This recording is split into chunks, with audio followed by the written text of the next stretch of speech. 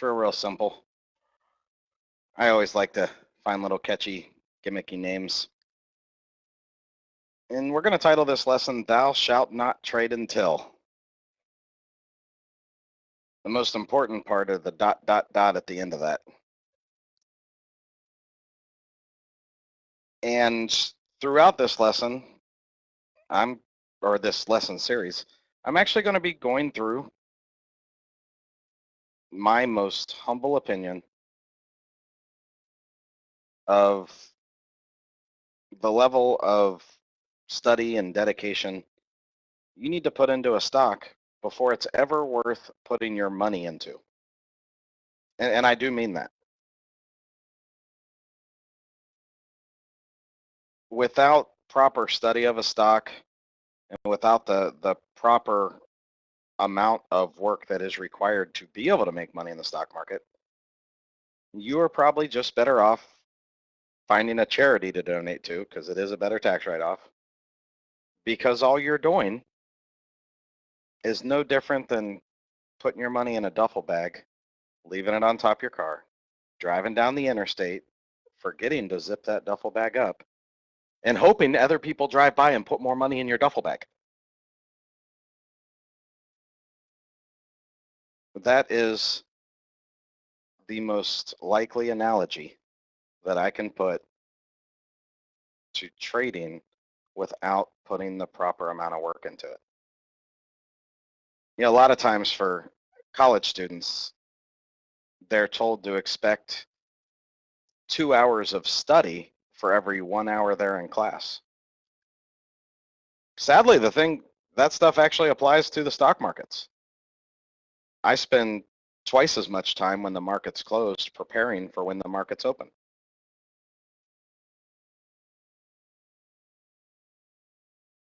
Hey, it takes a little bit of work to make money. There's no free handouts in this world. You want a free handout? Sign up for welfare. President Obama give it to you. You don't even have to work.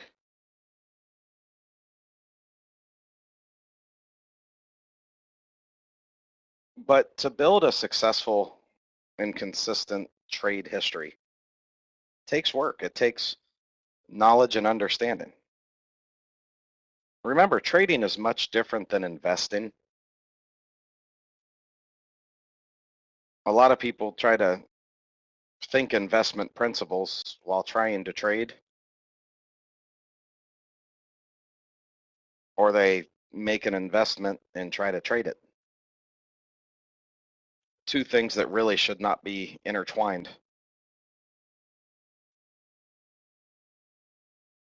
In this lesson series, we're going to talk about trading and what I truly believe is required for you to ever be successful doing it. And I'm going to be the first to tell you, it's not by following random people. It's not even by trying to follow anyone. It's by knowing what's best for your particular trading account, preparing properly for those trades, waiting for stocks to do what you planned for them to do, and executing based on what you've planned. Now for starters, do you guys see the chart I'm showing on the desktop sharing? I can't tell you how many people I come across whose charts look something like this. Well, thou shalt not trade if your charts look like this, because you are clueless and have no idea where you're going.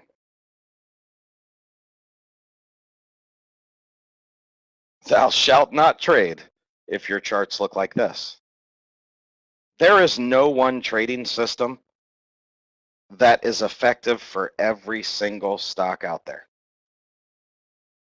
That's fact.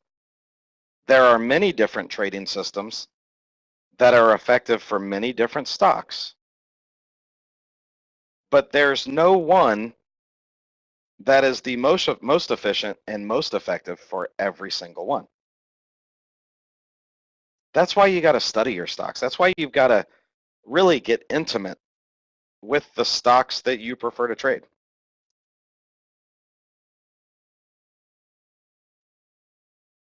If your charts look like this, then you need this lesson series more than anybody. And you probably need to stop, step back, and wait till we get through it before you trade.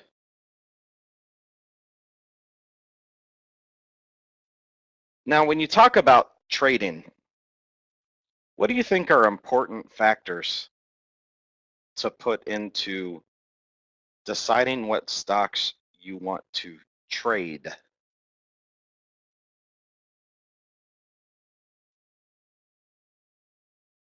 What do you think are important factors?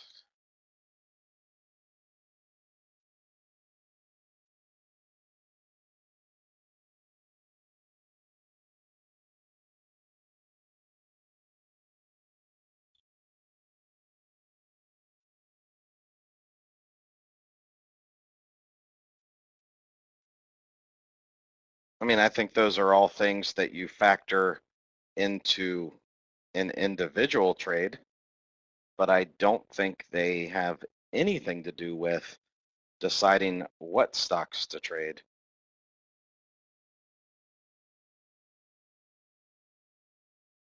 Well, some people do prefer to trade stocks they're interested in studying and such. I don't mean to sound stupid by this next statement, but I don't care if a company makes babies, saves babies, kills babies, whatever they do. If I can make money on it, I'll trade it. Because all a stock is to me is a 1 to 5 letter symbol that I intend to make money on. That is all a stock is to me.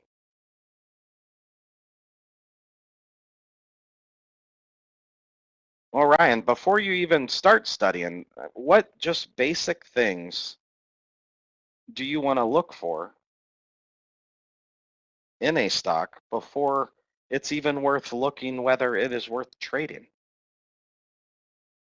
Something that you could run through a list of stocks really, really fast.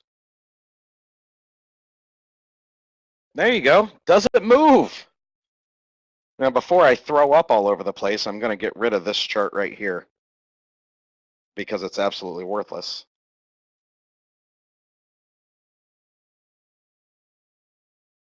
And really, really simple.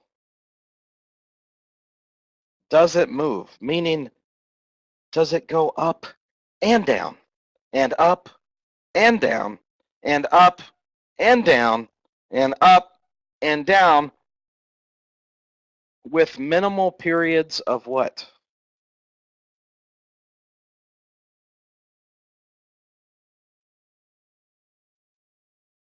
Consolidation. With minimal periods of consolidation.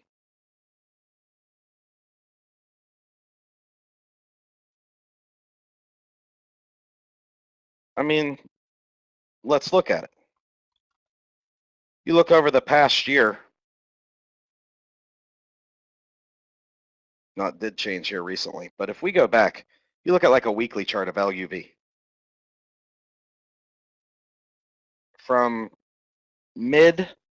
actually not even then, clear back 2012 until the end of 2014. Is this a good stock to trade or a good stock to invest in?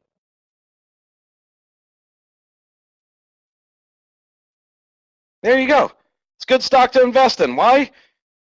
Because you get like one red candle and then it go up again. It pretty much went up. That's what it did. Would you agree?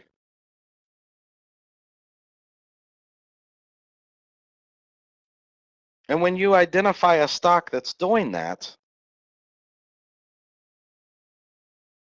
A, you're always left thinking,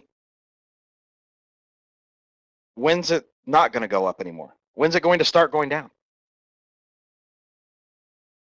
And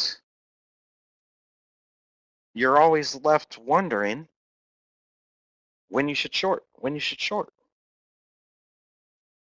When in reality, had you invested in it and just bought and held, you did make the best trade, right?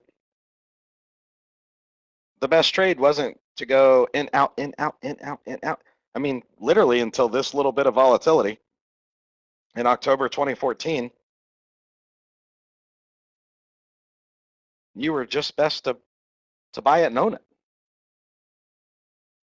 And then this volatility wouldn't have hurt you, would it?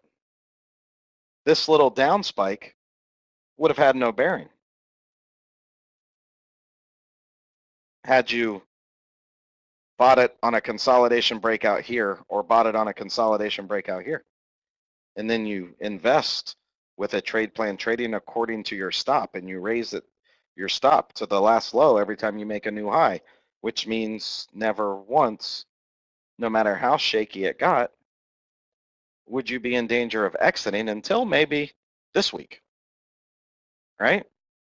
You could have invested in this stock for the last 2 to 3 years, but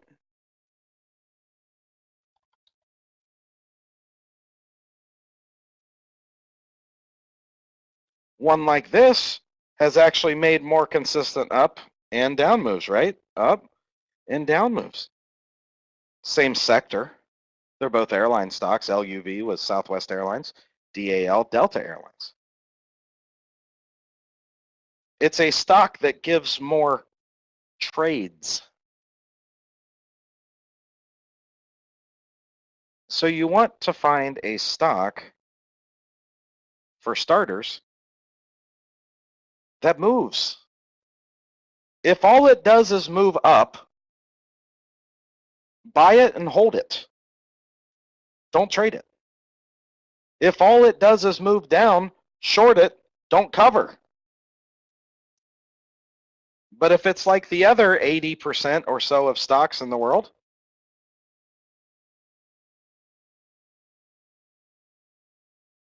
take the time to study it and identify if you can trade it. Now, I can tell you this.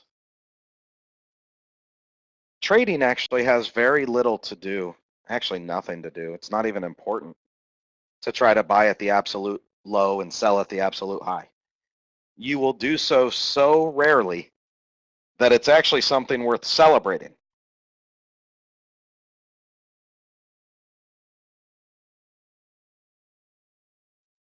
Yes, Tim, because you don't want to attach a time frame to it.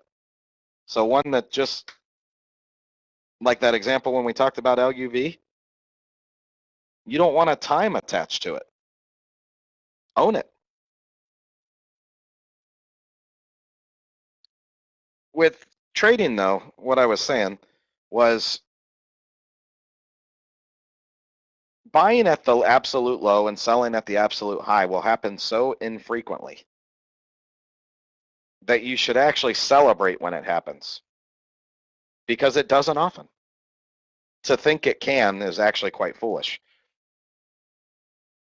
But to find systematic approaches that regularly deliver consistent growth is definitely something worth looking into. Most people would call those things trading systems. You know, when we talk about most of our stocks, we're talking about options trades. Why do I talk about options so much instead of common stocks?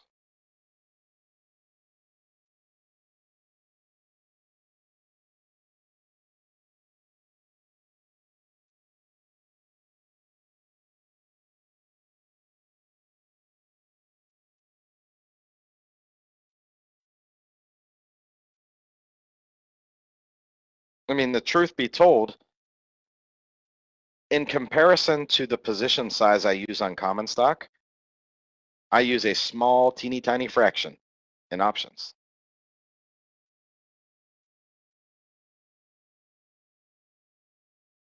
but it's really for the volatility. Let's face it. If Apple stock moves $1 and I make an alert on the common stock, can everybody make money on the common stock if it moves $1?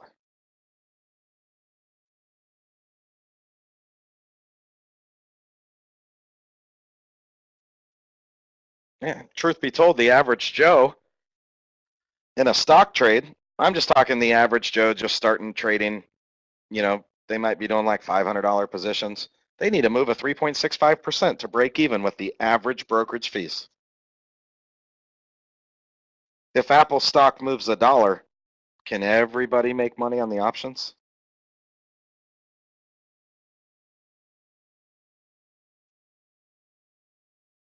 Oh, absolutely. When I buy common stock,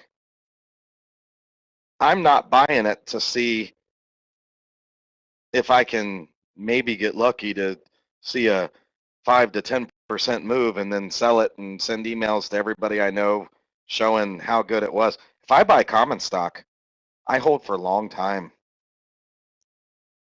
very long time when I buy common stock. But with options, I can take advantage of smaller moves that the stock makes to trade it. Well, until a fundamental change that I don't like, Sam. If the fundamentals change in a way I don't like it, I'll sell my common stock. But the common stock I trade, I really don't have to worry about losing money. That's a whole different lesson, though. We're not going to get into that. We already have a lesson series on that. But when you're trying to find a stock to trade, the most important thing for trading is movement. You might absolutely love and adore Southwest Airlines, but really only since October of this past year have you started to get up and down moves that really give you a sense of tradability on it. But even aside from this one down move in October, the moves here, if you really think about it, would be very difficult to trade. Why? By the time you break from a consolidation, you basically got one day. When you broke from a consolidation, you basically had one day. You had one day just down to your consolidation, your lower end of it. Well, then you break below it, and as soon as you would have bought puts there, boom, here we go upside again. Here, you break below consolidation, you get one day that spikes down and closes barely moving. By the time you actually get a break to buy, you're lucky to get 2 days, 3 days. Do you see that?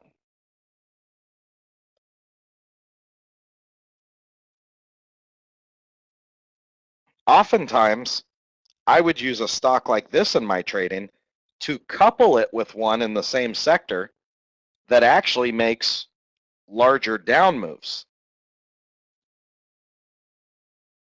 For example, another airline stock, Spirit Airlines, when it falls, it likes to fall hard and fast and consistent. It's either falling or it's no longer falling. That is Spirit Airlines.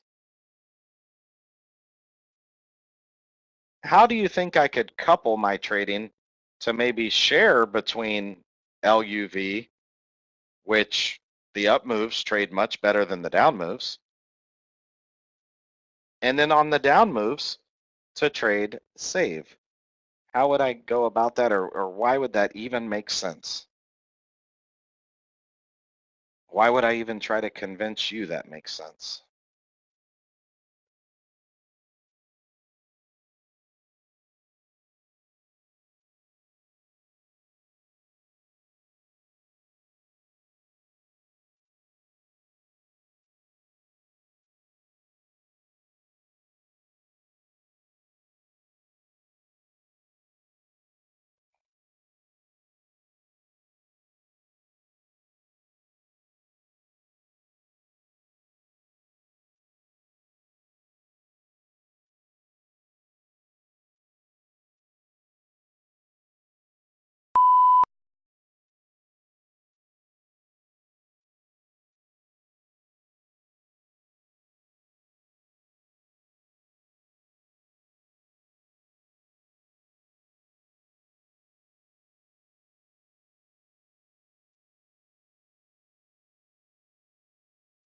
Sorry, that was my timer for when the webinar is going to end if people don't answer questions.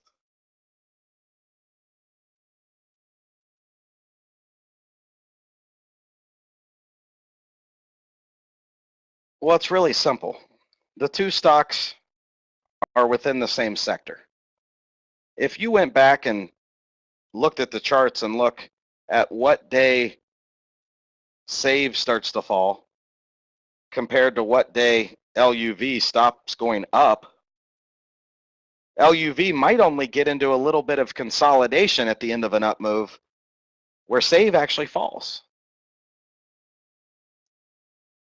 which would allow me to very easily and consistently look to take my longs in LUV and my shorts in SAVE. Now that's one way to go about the trades that can be very, very effective. But that also means I need to do what?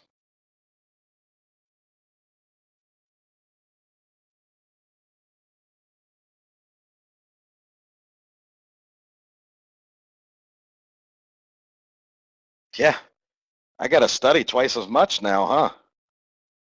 Because I got to learn everything there is to know about two charts. So I might really, really, really love Southwest Airlines. But if what I want to do is trade it, I might be better off finding one that gives more consistent up and down moves. Now, as I go through the airline stock, I'm going to make this really, really easy for everybody. AAL or DAL are very, very consistent movers up and down, which makes it easy to do what?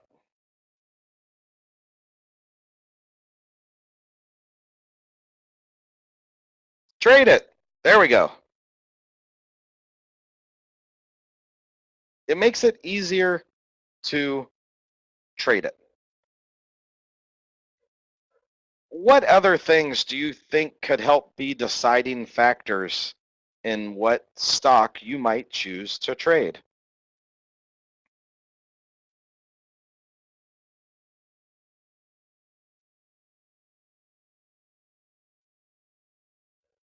I agree with Sam right off the bat. Sam, can you afford to trade Priceline properly? So do you waste your time studying Priceline? There you go. Why would it even be worth your time to study it if you can't trade it?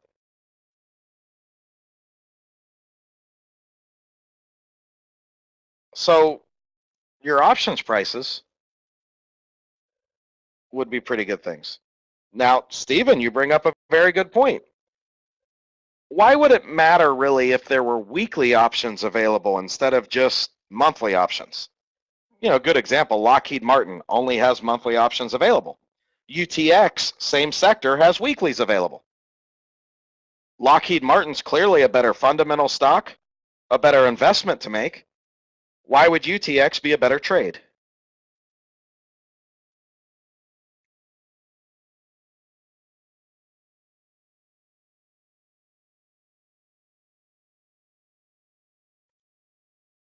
It's more versatility in how you can trade it.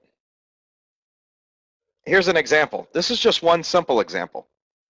Let's say you study something on a chart and you find that you need 5 weeks. You find something that you need 5 weeks to effectively trade the system that you have discovered.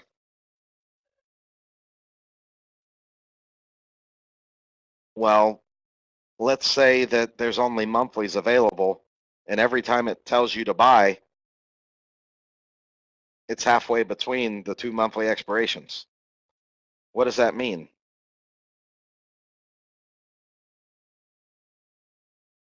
That now you have to go like 6 or 7 weeks out when you only need 5 weeks to effectively trade it. And this is just one scenario, but it's a very, very good scenario to be talking about right now. Yeah, you have to pay more for that premium, right? You know, a $200 call, just throwing out a number, that expires next week is a lot cheaper than one that expires in a month and a half, isn't it?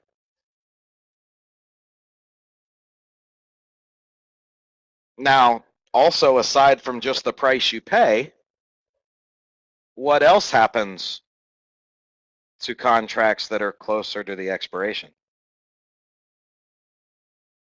Here's a good example. Coach Cliff today took Twitter $53 calls for next week. I misread his alert and took this week's. He was right on the direction. Who made a higher percentage of profit?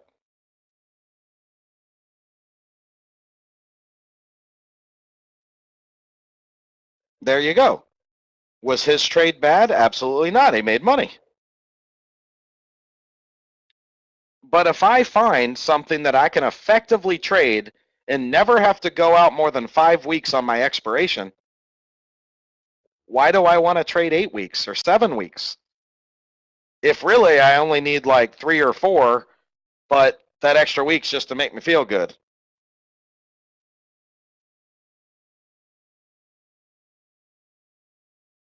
So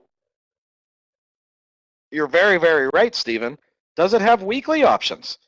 Which basically translates into, does it give me more choices of how to trade it? How else could that translate into the more choices of how to trade it? If all I've got is monthly options available, am I going to be day trading it on a 5-minute chart?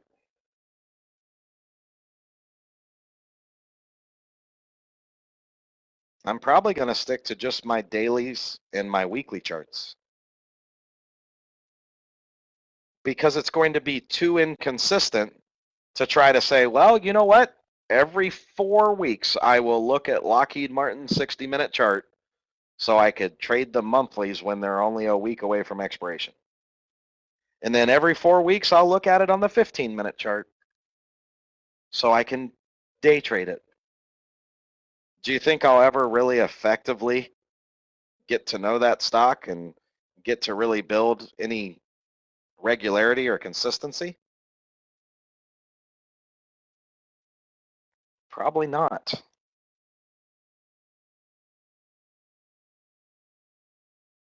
The other thing Stephen mentioned was the spreads. My favorite stock to trade has some of the worst spreads we'll ever talk about in here. Now, when you're deciding on a chart to trade, let's say, man, this Coach Mike guy talks about GS all the time, but the spreads suck. Man, JP Morgan options are more affordable and the spreads are pretty good. You know, spreads are a penny or two.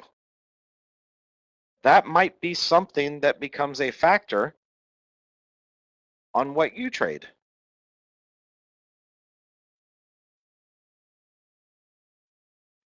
If I looked at Delta airline options right now,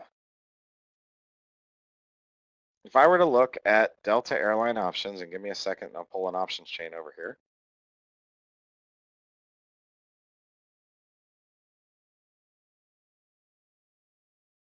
I just kind of expanded it. There's this week's, the next available monthly, which is only 2 weeks, and then the monthly after that. You know, when I look at the weeklies, 36 cents by 40 cents, is that a bad spread? No. Now look at the difference in strike prices. What's the difference in the strike prices? 50 cents to $1, right?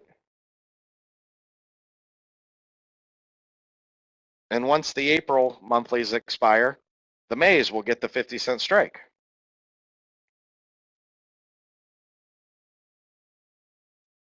Again, giving you more versatility on how to trade it. Now granted, this one's $41, $42 stock, and when you go to like Spirit Airlines, it's just shy of double that price. But like Steven said, it only has monthlies available, and the strikes are $5 apart. Wouldn't you say that when options is about hitting a certain price point by a certain time, in reality it kind of is that it's a lot easier to hit, maybe be 50 cents off or $1 off than it is to be $5 off? I mean, when you're looking at $5 difference between the strikes, you're talking about, you could play calls, you could see an up move, and you could still lose money.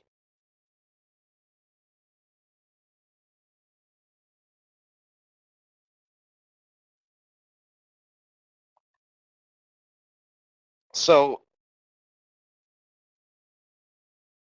when I look at something like the options chain, it can definitely help me determine a stock that I might like to trade and weigh it over another stock. Now, in this particular sector, Delta Airlines, DAL, and American Airlines, AAL, they both give you the 50-cent strikes. They both average anywhere from 3 to 5 cents on their spreads for the weeklies. When you go out to the multiple weeks out, you might be 5 to 8 cents.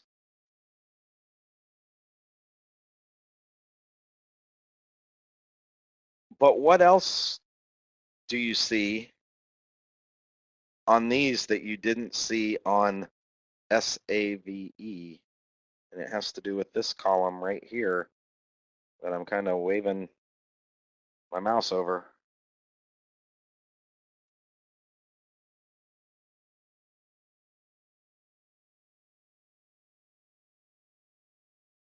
What about the open interest, Sam?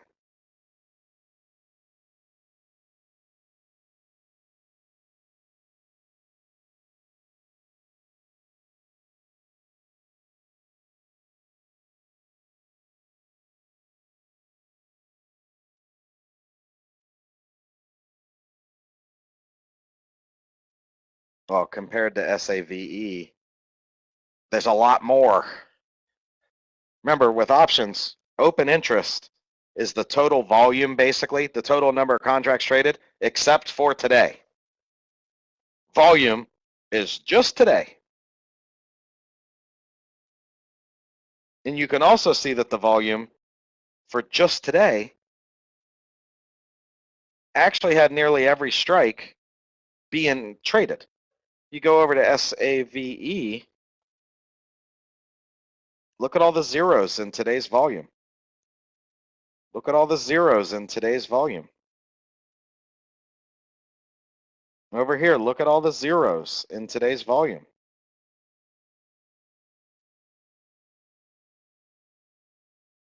And I'm not talking about that one right now.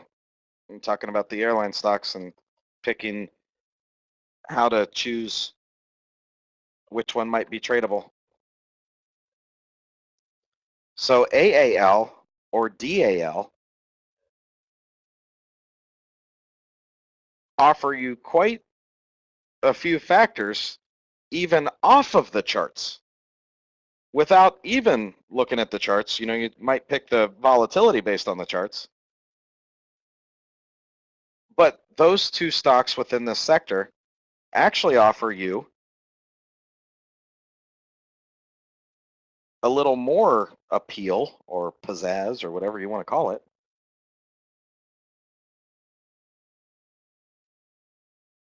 due to the options chain alone. So now let's go back over here.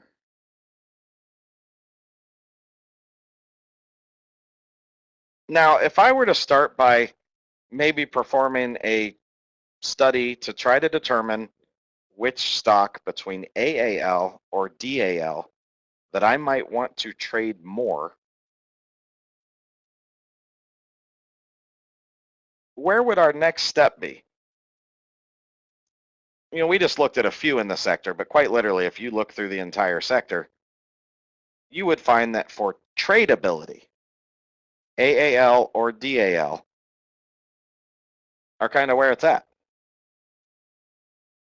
Can you make money on LUV? Yep. Can you make money on JetBlue? Absolutely. Can you make money on SAVE or ALK? Yep. You can make money on all those. But if you go through the whole sector with the little bit we talked about so far, you'll probably narrow it down to AAL, DAL. You might pick UAL, but that one annoys me. So what do you think if we've been able to maybe break it back down to, okay, we want to start studying either DAL or AAL. What do you think my next step is?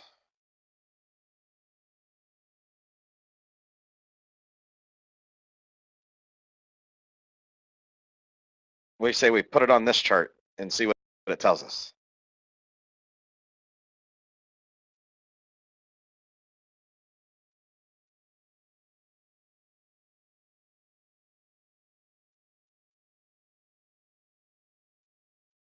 Well, it's not always necessarily, I mean, you are right by saying, find the trading system or find something that works.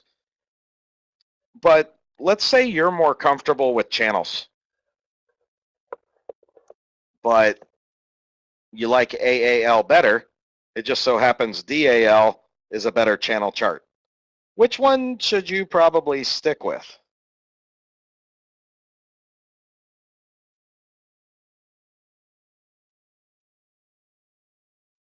The one that the trading system you're more comfortable with accurately works on, right?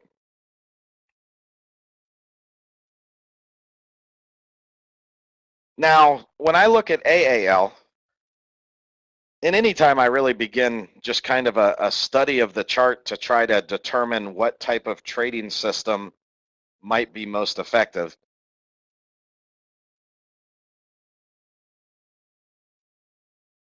where do you think a good point to start is?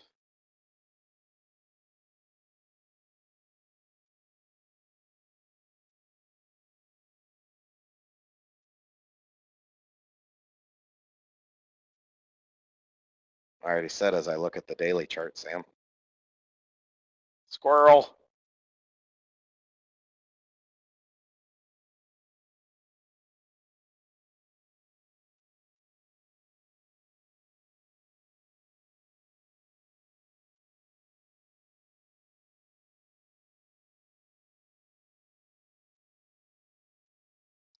Well, with the daily chart, I kind of made it easy by showing you a 1-year daily.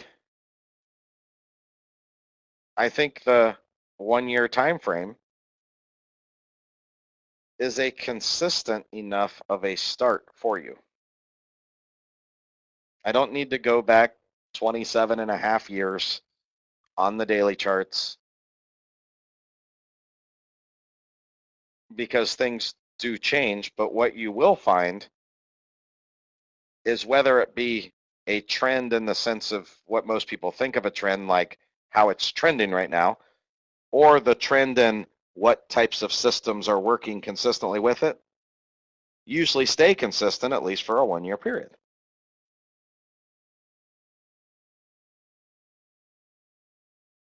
Now, if I look at this chart in particular, what type of trading system that Coach Mike really likes do you see that probably will not work effectively? As in, the occurrences happen so infrequently that it's not worth it. There we go. Fibonacci extensions. Fibonacci extensions are probably not good for you to use on the AAL chart. And why do I say that? Well, I can just tell you by eyeballing it that these 3 little humps probably would have made it good to use during those 3 times. And if all you were going to do is randomly have traded those 3 times and never traded it again, you probably would have done it pretty effectively. But chances are, if you were going to apply the Fibonacci extensions, you would have already seen those 3 times. And every time since then, you would have lost money or not maximized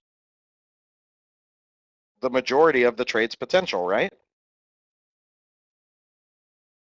Does that make sense to you? If little humps like these happened all the time consistently, I would instantly gravitate to Fibonacci extensions. Just like you guys gravitated to saying, hey, that's probably not the best system to use here, Coach Mike.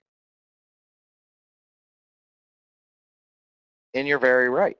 But if I go over to DAL on the same 1-year daily chart,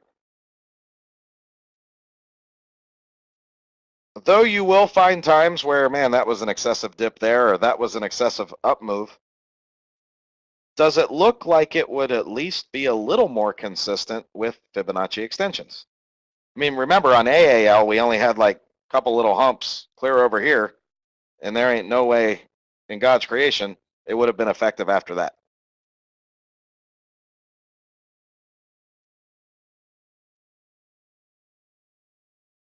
So one thing that I look at when I compare the two are, believe me, it's not how many times did it break above my target so I can be ticked off that I sold. What do you think's more important in using a trading system? Hitting your target or being pissed off that it went past your target and you sold too early?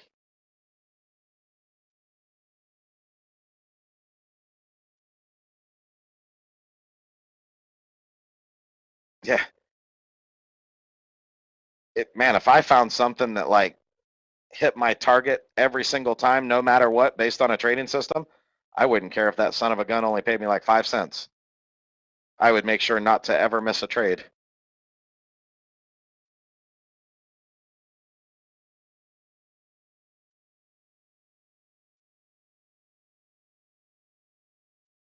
But also, trading something needs or requires you to kind of think outside the box a bit, in the sense of not thinking there's only one trade to make. You see, when you invest in something, there's really only one trade to make, isn't there? I buy it and I stare at it. Yep, that's an investment. To trade something, especially, I mean, the word options, that's a great word for what we're talking about, because there are so many options for how you can trade them.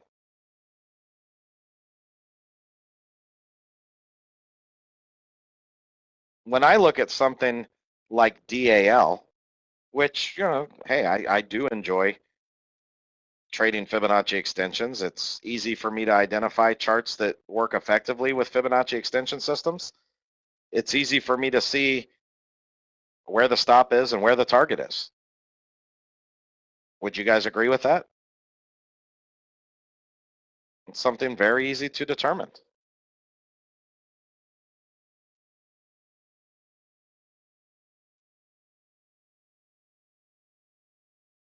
Do you think it's healthy for me to intertwine my trade systems?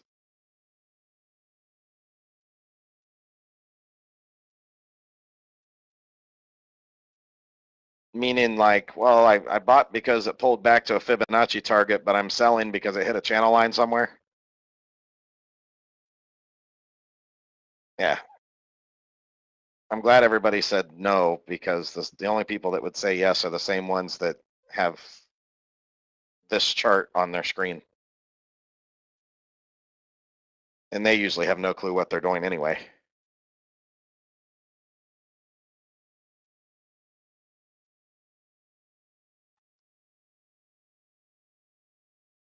But is it okay if you find a chart and through your studies can determine that, you know what, for the upswings, do great. And for the downswings, maybe channel lines do good, trend lines, something like that. Is that okay?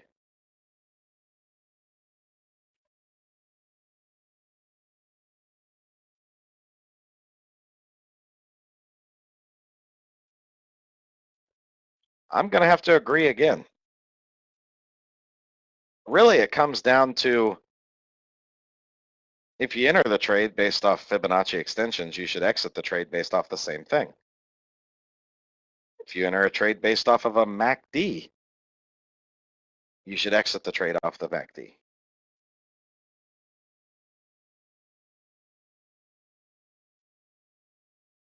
And before we get going a little further into this, let me just tell you, the level of study that you put into a chart and the level of detail. I'm going to go over to the Apple chart, and I just want to show you a couple things of why it is important for you to study the charts. Right here, I just went back as far as my platform would go on a 15-minute chart. Now, let's say I'm more of a chart watcher than a charter, and I'm more comfortable with the use of indicators. How would you know, without studying that chart properly, that on the 15-minute chart, the most effective setting for your Bollinger Bands is 14?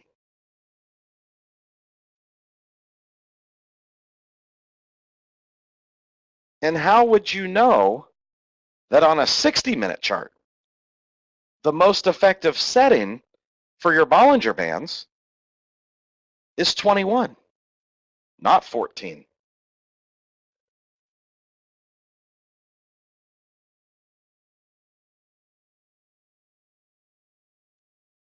And you would not know it, exactly as Stephen said, without the study. Because what people do, the people that use this chart right here, is they stare at the same chart and they go, what's Apple doing? What's Facebook doing? JP Morgan doing? I don't understand all these squiggly things on my chart.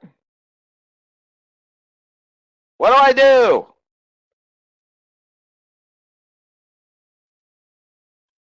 I guess I'll go back and look at what Apple's doing.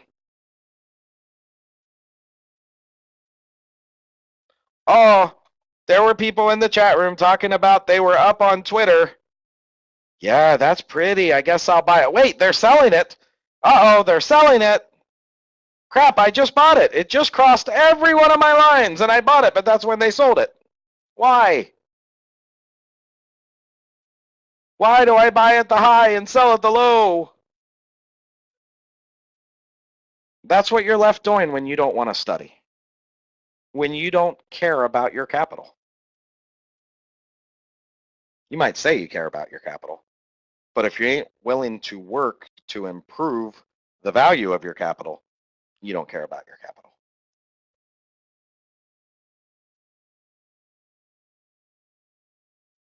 So we're going to go back over here, and we are going to go back to one of our airline stocks.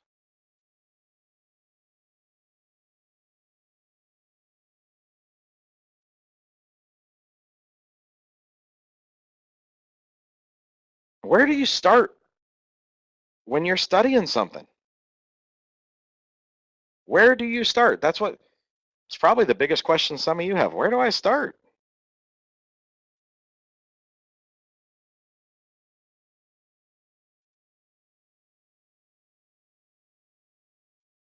Where do we start?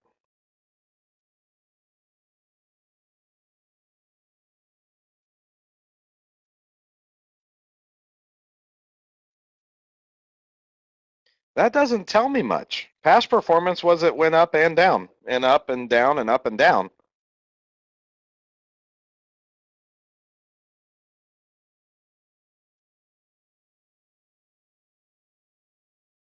Well, I'm on the 1 year daily chart. Now what?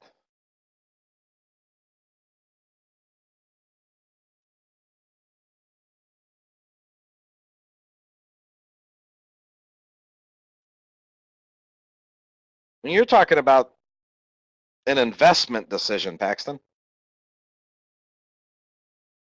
Yeah, if we wanted to buy and hold forever, we would look at the overall trend on this chart.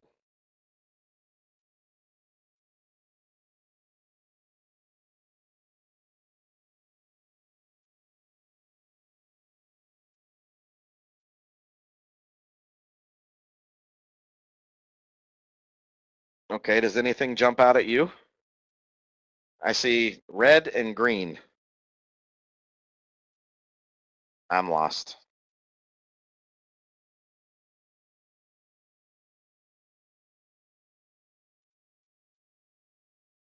I even tried staring at it cross-eyed like one of those 3D pictures. I didn't see anything jumping out at me.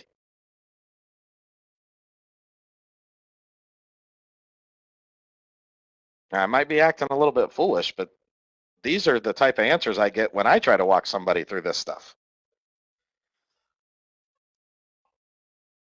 And I did, yes, actually have a guy, when I told him, I said, just stare at it, see if something pops out at you. He said, I even tried staring at it cross-eyed like one of the 3D pictures.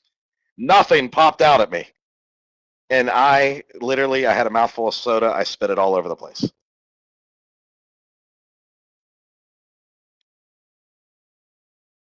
So what do you think?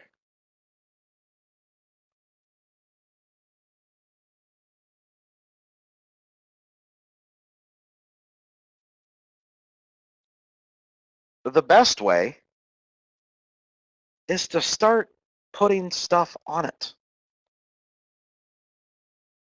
If you're somebody that's more comfortable with indicators, say you're using Thinkorswim, you click over here at studies, you go over here to edit studies.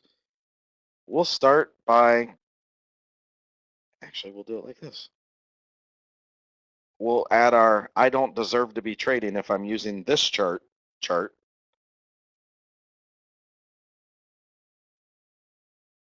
and we'll take the stuff off of it.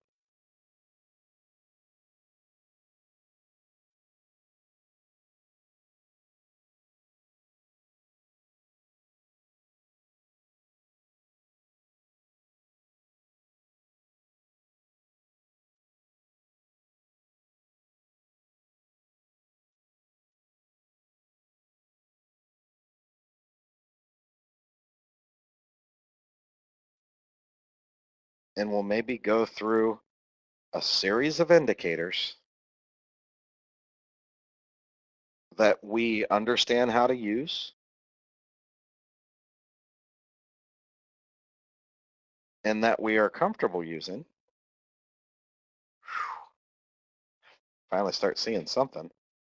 And we will see if they give us any consistency. We got to start putting stuff on our chart. That's what I'm getting at.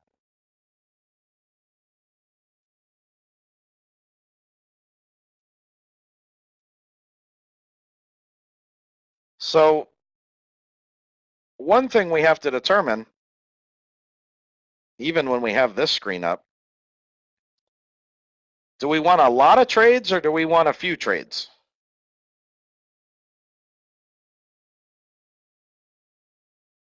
Do we want to make the majority of the trades on the chart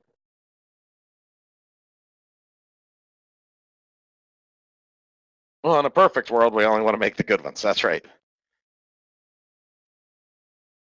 But sadly, to make the good ones, sometimes you have to make some of the bad ones.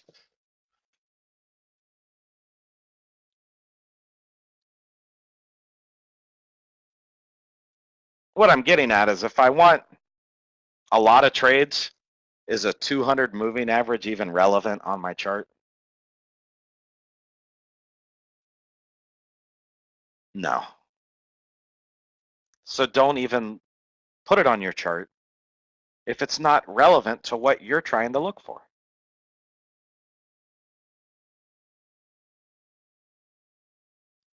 So just kind of starting out here, I got an 8 simple moving average on here. what's the proper way to trade a moving average?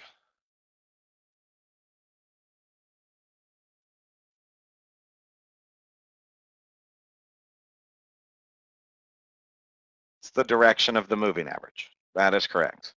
Some people say, oh, it's support and resistance. And I'd be like, that's stupid. You mean to tell me you want me to stop out here when I could have easily gone higher, properly trading the moving average?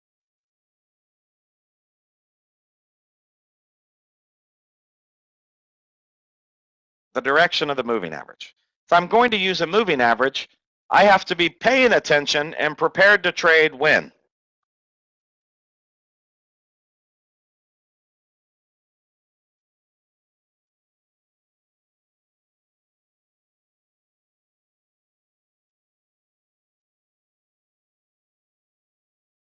All right, let's do it this way. I'm going to change this to a 2-year, and I'm just going to zoom in a little bit.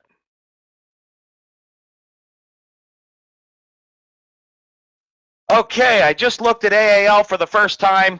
The 8 moving average is pointing up. I'm going to buy calls.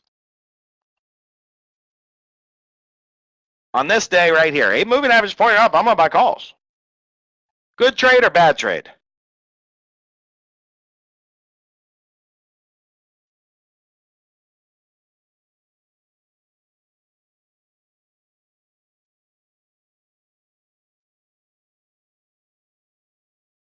Yeah, you get in the habit of doing that, you might get lucky sometimes.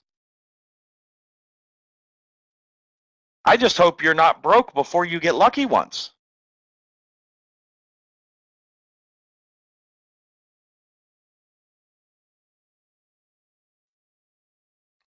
I have to be prepared and able to trade it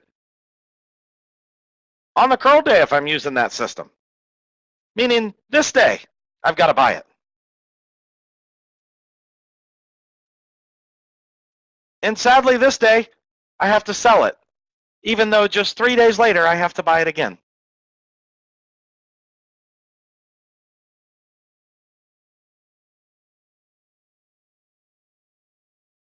Now, what does that mean in relation to the biggest mistake traders make? I see it over and over and over again. You plan how you're going to trade something, it happens, you can't trade it. Why?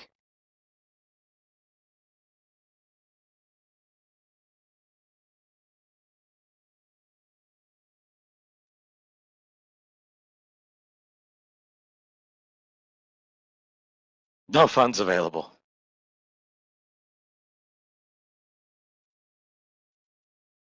To be honest, that's a piss poor excuse, but that is the number one reason I get. The number one reason I get is I didn't have any funds available when, I did all this studying, but I never have the funds available when the stocks I planned for do what they're going to do. Whose fault is that?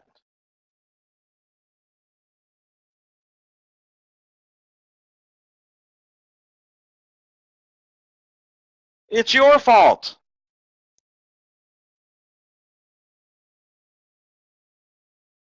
Have you ever heard me say in the chat room, you got a one stock account? Trade one stock? If I told people that? Today I said it twice to the same person.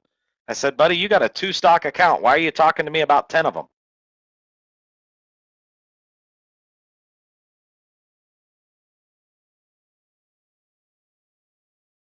So let's just say that I determined that I want to use the 8 simple moving average on the daily chart. Well, why would I maybe want to do that? Well, let's see. It curled up on this day, and then it fell for 3-4 days, but it never curled down. When it, man, actually by the time it curled down was here, but it still gave a nice profit over a month and a half. Now, the up move here would have, let's see where it's sort of about. Yeah, you would have lost money on that one. And you could have lost money trying to play the down move on it. So it would have been 1 winner, 2 losers. To play the up move on the curl, you would have basically broke even. Been real close to break even. So we'll just scratch that one, say 1 winner, 2 losers still. Now here you would have definitely made some money. Here you actually would have about broke even on the trade. So we'll scratch that and say we got 2 winners, 2 losers. On the down move, we would have definitely made money before it curled. On the up move, we would have definitely made money before it curled. On the down move, we would have actually lost money. So we would be back to 3 and 3. On the up move, we would have again lost money. And on the down move here, we might have made a little bit, but we'll say as a break even. So we're kind of at 3 wins, 4 losses. The up move here, we would have basically broke even to simply be trading the curl. And then, oh shoot, we got to sell our calls. We better buy puts, right? Oh crap. By the time it curls up, you're at break even again. So you're still really 3 wins, 4 losses. Here, you wouldn't have bought till this day, but it was curling down on this day. So you're kind of 4 for 4, and you don't even know on this current trade if it would have actually made you money because you got to wait for that to curl up to see. So basically over the course of the year, we had 4 winners, 4 losers, and anything else essentially broke even plus or minus a little bit.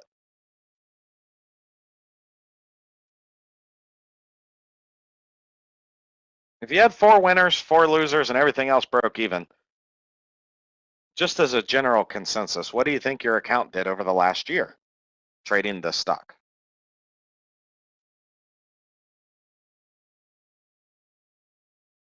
It's probably really close to what it was at before. And I'm saying if you traded your curls exactly like you're supposed to, you probably are sitting right where you started.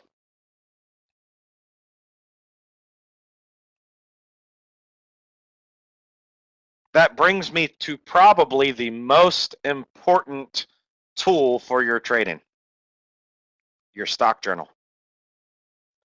If you don't have the time to keep a journal on every stock you trade, you don't have the time to trade. Cash out your brokerage account. Put it in a savings account, a CD, something. Thou shalt not trade if you can't keep a stock journal. If you're too lazy, you will never make money in the stock market. And yes, there are people that they got plenty of time. They're just too darn lazy to do it.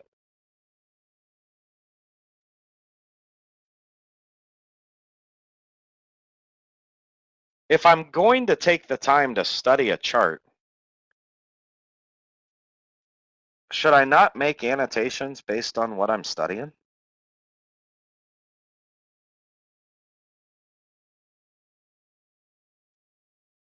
So real simple. If I'm starting my stock journal and I might have an area that just says AAL daily chart, what do you think would be a good thing to put right now with where we're at right now? AAL daily chart.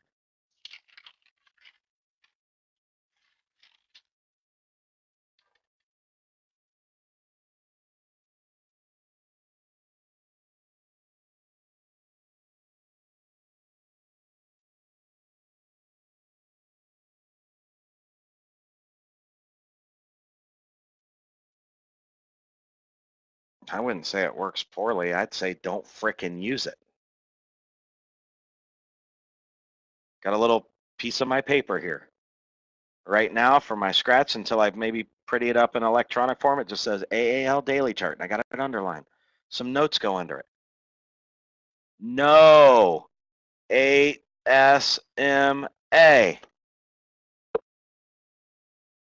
Okay, so now I've studied this chart. Leonard comes in the chat room and says, man, Coach Mike, look at AAL's daily chart. 8 SMA just curled down.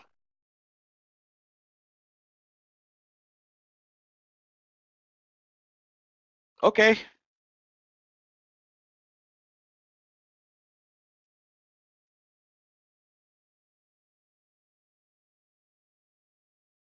Well, I'm just using a random name. Sam would. Sam would say, actually it'd be Juan. Oh, look at the 8 SMA. Juan, the 8 SMA doesn't work. Well, what about these swing points? That doesn't work either. Well, I saw some fibs over here. And then I'd be like, dude, have you been talking to Richard B? Sorry, I had to lighten it up a little bit.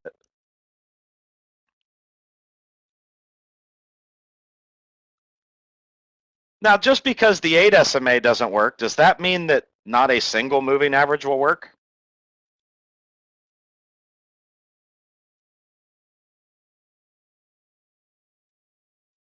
No. In fact, if I look here at the 21 and okay, it curled upwards here and it curled downwards here. Well, granted, that took 2 full months, but would the stock have been at a higher price than where it was when I bought it?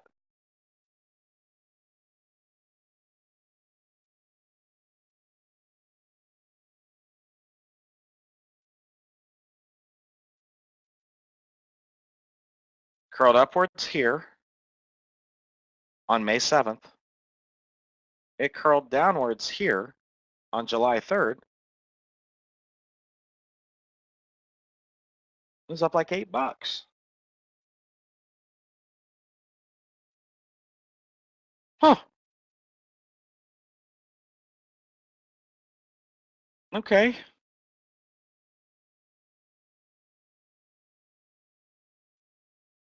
Well, that looks pretty cool. Well, it did technically curl downwards here and actually swooped up a little bit here.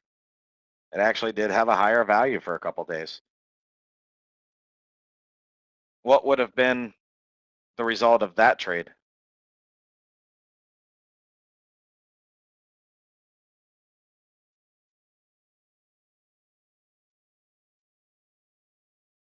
Because I wouldn't have bought it until the stock price was at 41.62.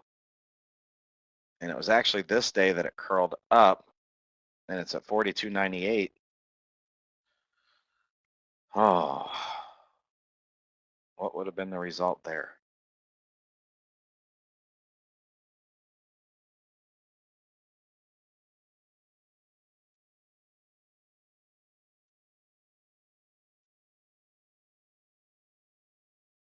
A losing trade, right? But we do have to factor something else. An $8 move for the trade and a $1 move for the stop out. Okay. Well, then it curls back down here.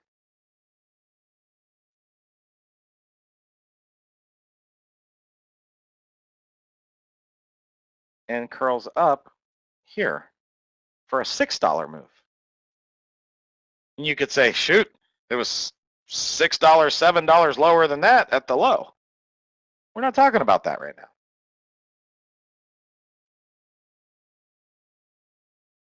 We're talking simply about, would that have been a winning trade? The amount of time it takes is completely irrelevant. If I told you that I had a trading system that you only get a trade it once a year, but 9 times out of 10, it makes 10,000%, would you do it? Even with a little bit of money? You'd be stupid not to.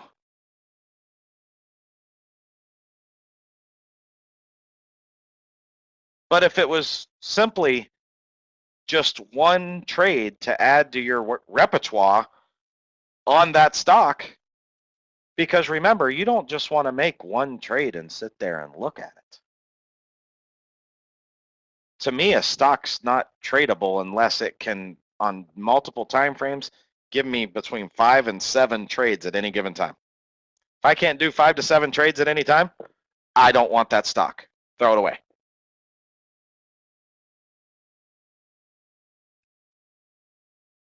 Why? Because when I'm right, I want to be right 4 to 6 of those 7 times.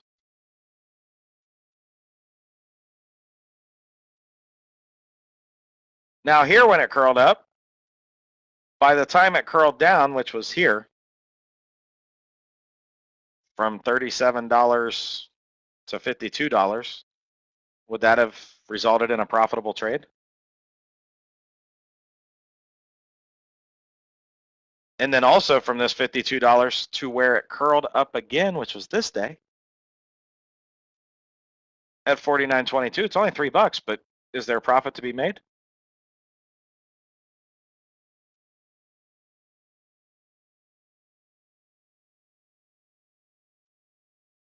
And we don't even know about this current up move because no matter what it looks like right now, your SMA is flat. Shoot, tomorrow it could give you a big old green candle, come up back up to 52. It's not going to curl it down if it does that.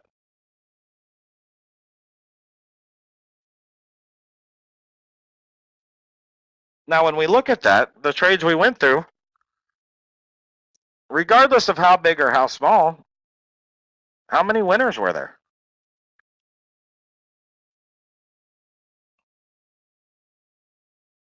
Compared to how many losers? I counted 3 winners, 1 loser.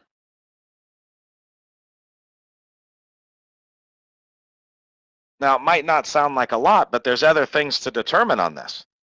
You see, before I said no 8 SMA. Why? Because I don't want to just be even on my account at the end of the year. Hey, this one, 75% of the time, produced a winning trade.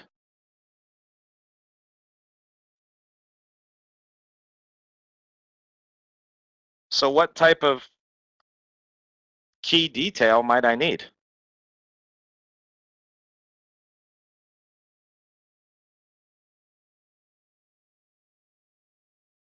What do you think?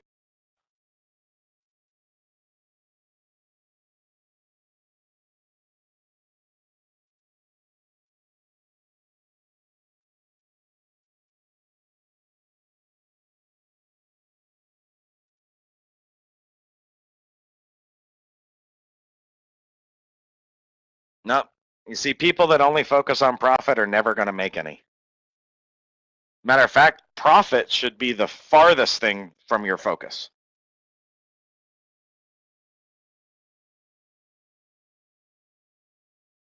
Okay, so in that book, I just write down 21 SMA, gave some winners. Or do I need details about the 21 SMA? If that 21 SMA curls up, how far out do I need to trade? If it only gave me 4 trades in a year, how far out do I need to be?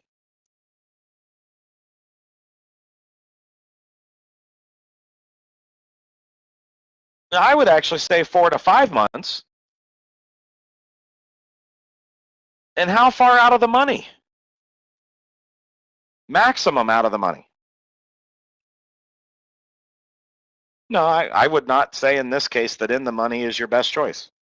I think that would be a foolish choice for this. Yeah, $5 to $6 max, but $5 is a nice even number.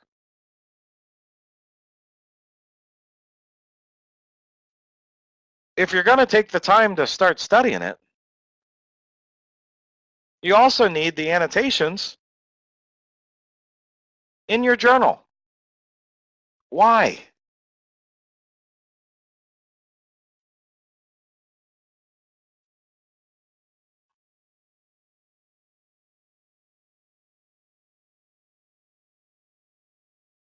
That's why you would trade out 5 months and not 3, Leonard.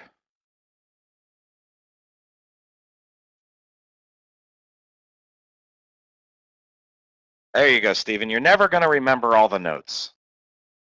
And then what are you going to do? You're going to waste time studying the same stuff over and over again, aren't you?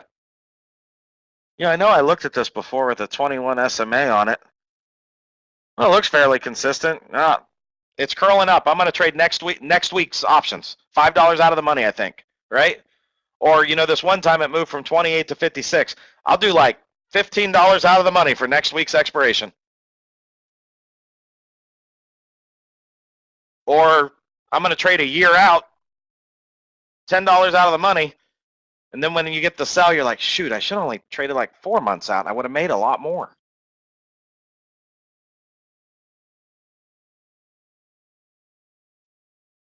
to fully maximize your ability on these swings, you want to be 4 to 5 months out. And if you're going to take the time to study it, if there's anything that could have some validity or that has no validity at all, write it down. So AAL daily chart, right now it says no 8 SMA, 21 SMA, 4 to 5 months out, $5 OTM max.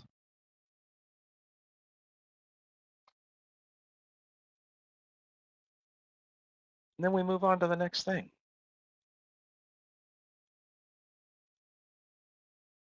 Another common moving average, the 34 simple moving average. The 8, 21, and 34 are collectively called the algorithmic moving averages. And if you look at this, by the time you're curling up to the time you're curling down, not very good. Not very good. 3 months of nothing. By the time you're curling down to the time you curled up again, 3 months of nothing. But here you would have made money.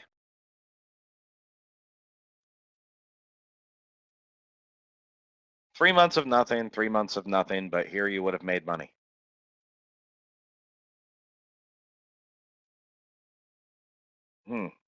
How's this for a sales pitch? Join my chat room where I get 3 trades a year on AAL and one of them will make money. What do you think?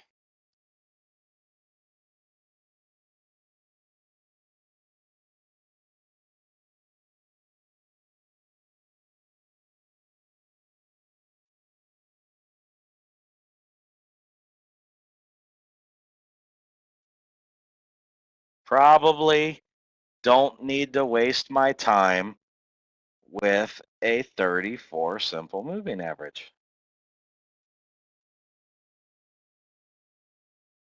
Well, no, those 2 broke even, Taylor, so I'd still be winning stockcoach.com. Because one of them made money, but those other 2 were basically break even.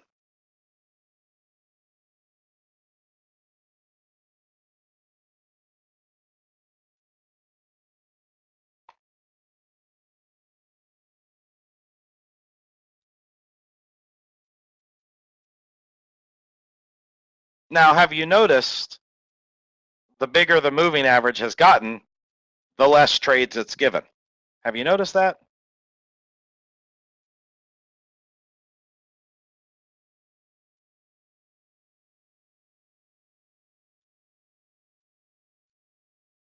Let's check out a couple lower indicators.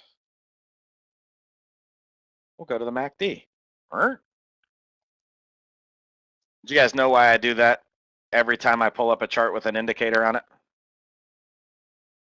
Does anybody know why I do that? I always make the indicator huge. Why do I do that?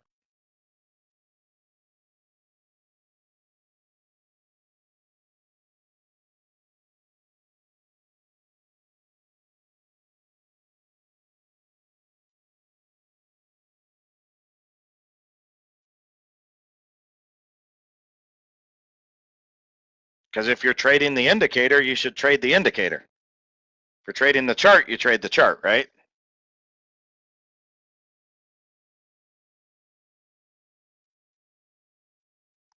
So let's look at MACD crossovers.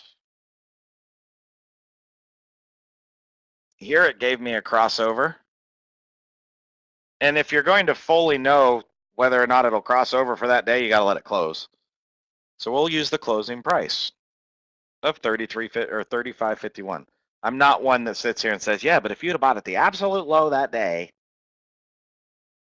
I have a little more integrity than Jeff Williams. And when you got the bearish crush, you're at 35.16. So, man, I held that for 2 weeks to lose 50 cents. Okay.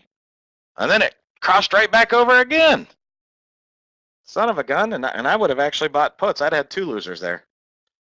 Then it crossed back over again at 36.39. And when it crossed over here, 38.19, I made about $1.50. Okay. But when it went, do you notice that? Did you see what the stock did as the MACD went down? 3 out of 4 candles were green. Just so you know, when I scrolled across there, 3 out of the 4 candles were green as the MACD went down.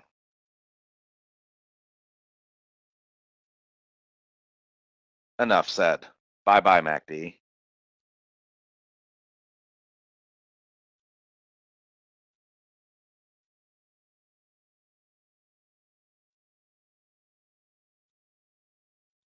And you're going to find some stupid stuff like that on nearly any indicator you use.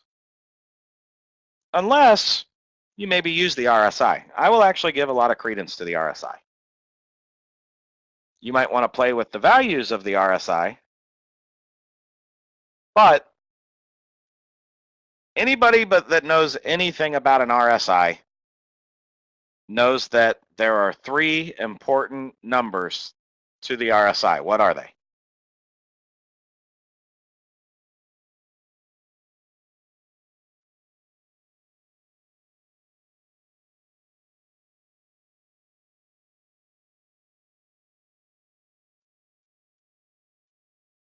$30, $50, $70.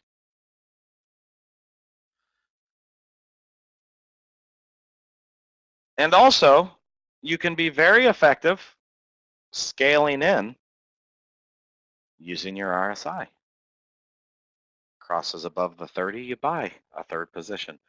Crosses above 50, you buy a 3rd position.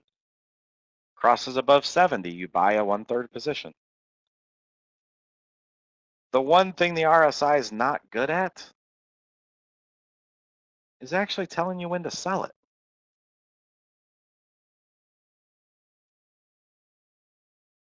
Because it measures strength of the stock, not weakness. Relative strength indicator.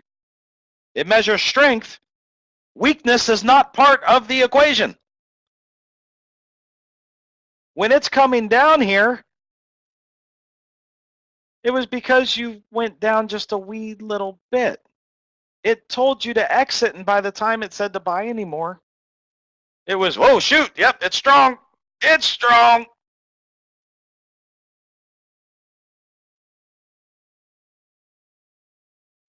It still can be effective for using the scaling in and scaling out with your 30, 50, and 70 number.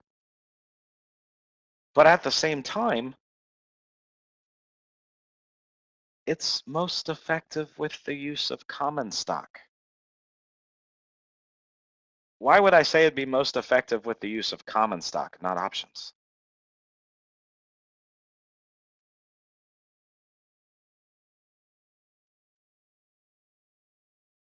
I mean, the RSI is probably, to be honest, of any one of the indicators, probably my favorite. But I would never use it for options.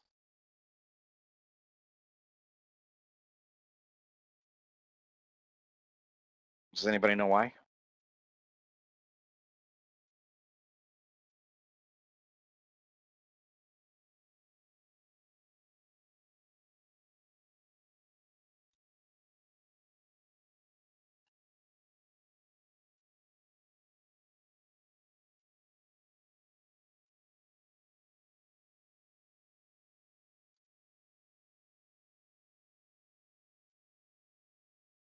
Well, every indicator, all it does is shows you what already happened on the chart.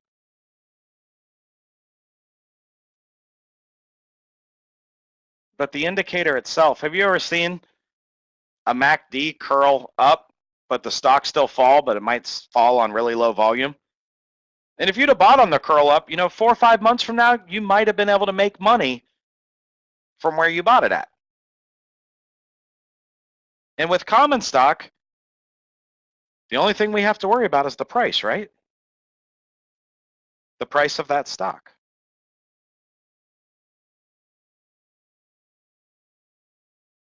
It's a lot different with options.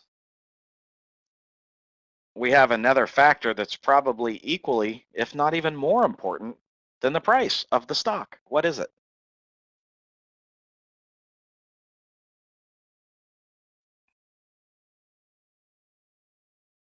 Time. How much time it will take. We want to make effective trades, but within a certain time frame.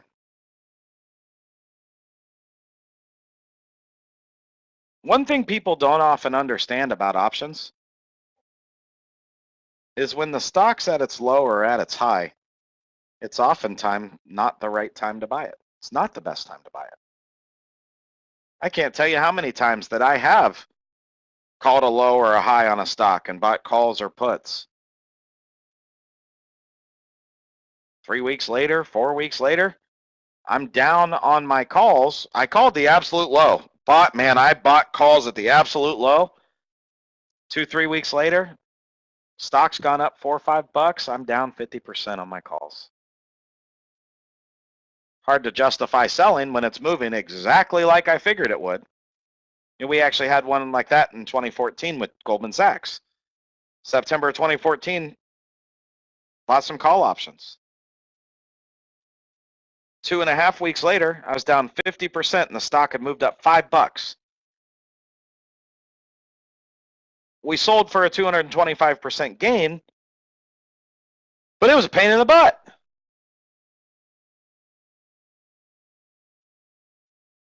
Which means it's best to trade options when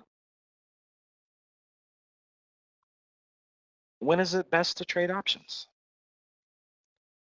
When an indicator says I might be at a low or high? Or when maybe if I'm going to use an indicator, it tells me there's going to be a higher chance of volatility.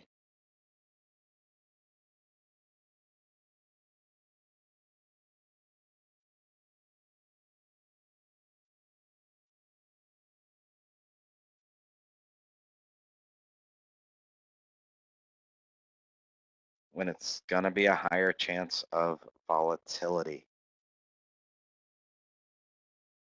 What indicator is best at telling me when I'll have a higher chance of volatility? If I insist on using an indicator to trade options, which indicator is going to tell me most accurately when the stock is going to have the most volatility?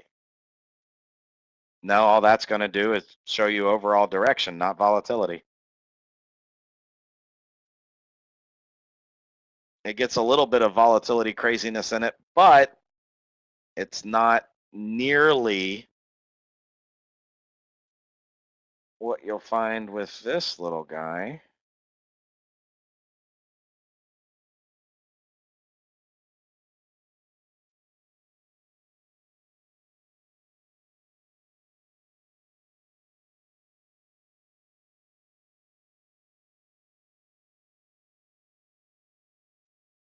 Now, all a Bollinger Band's going to do is show you where you had volatility.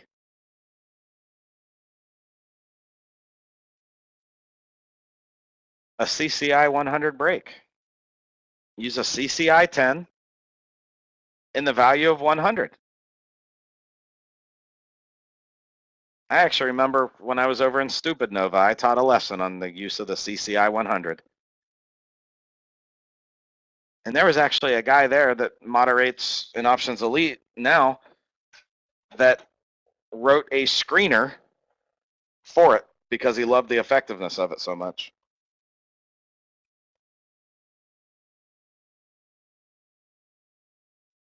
But if you're looking just for that opportunity of where the stock is most likely to have the largest amount of movement,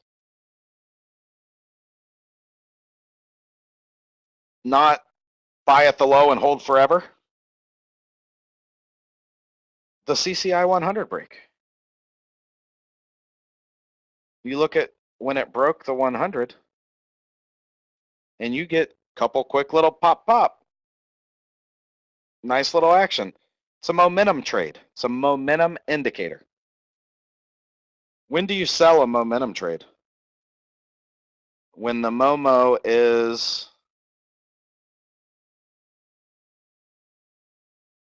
No mo. When the Momo is no mo.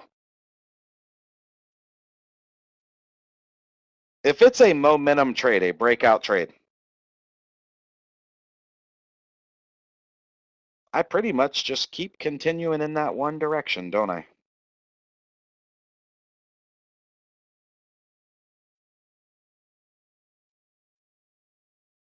And if it ever ceases to continue in that direction, or what's my best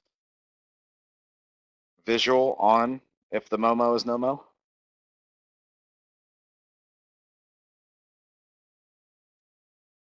Volume. So let's think about it. I mean, you look over here, just because that's the middle of the chart. That's where I look. You'd have bought here, held the next day, sold this day. You'd have missed a couple little bits of the action here, but you'd have bought right here. 1, 2, 3, up, started going the other way. I'm out.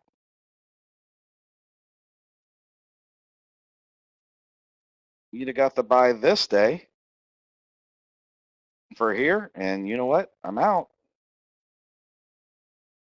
It's not, there's no system that'll catch every trade on a stock, but if you're going to insist on needing an indicator with options trading, use a CCI 10 and use a break above 100. You'll find more volatility there.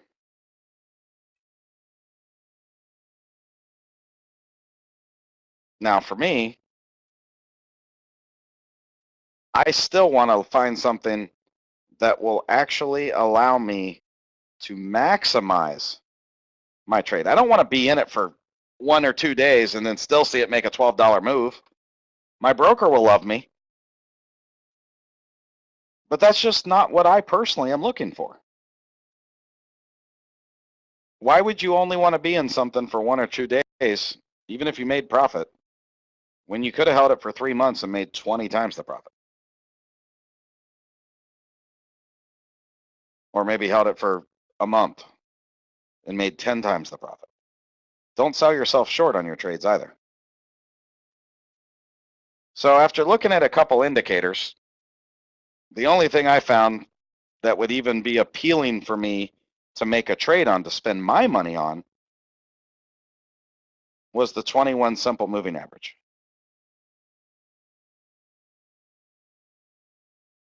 What else do I do now?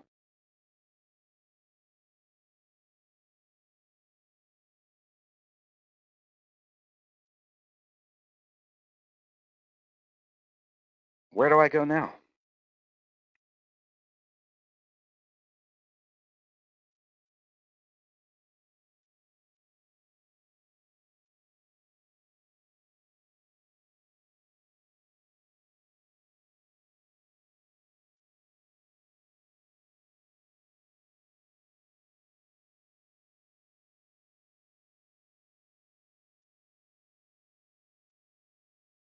Well, luckily for me, I personally wouldn't have to make that update, because you won't find indicators on any of my charts, with the exception of maybe some moving averages here and there.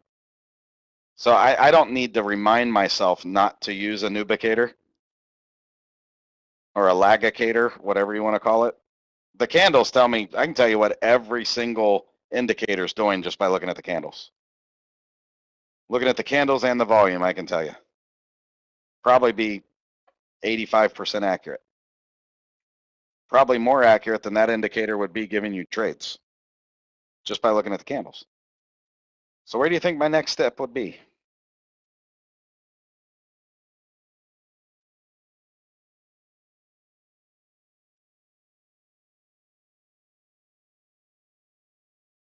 Well, I can tell you what, if you stop at the very first thing you found that worked without eliminating everything else that you even know about, that tells me a lot about your potential success as a trader. Tells me you're in too big of a rush to trade, therefore too big of a rush to lose money. Oh yes, overbought and oversold indicators. That means you would have sold anything in the S&P 500 back in early 2012 and just shorted it ever since. Things that are overbought are because people are buying them and they probably have some sort of quality to them. Things that are oversold are usually pieces of crap, and they keep getting sold down lower and lower and lower for a reason.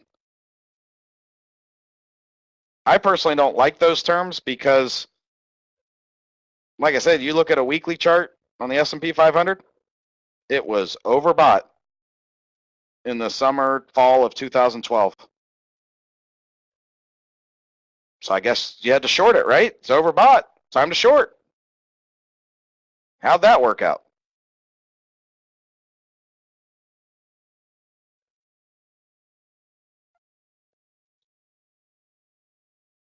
And it was actually right when it hit its breakout point that everything just pegged to that overbought status. Those are two words you don't hear me use unless I'm expressing my disgust for them.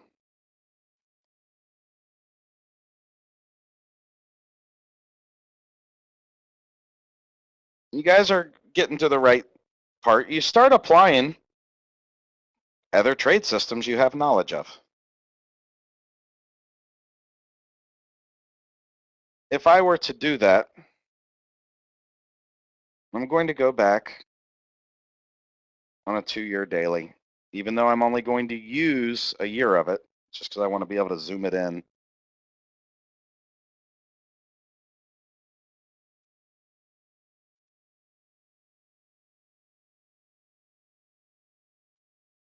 And if I started marking my swing points, what I want to see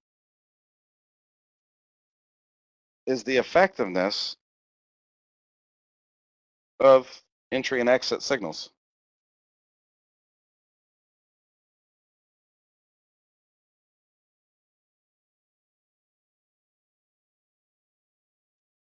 So just because I just chose this as the starting point because it was a year ago, if I looked at this, if I went long off of this swing point, went up,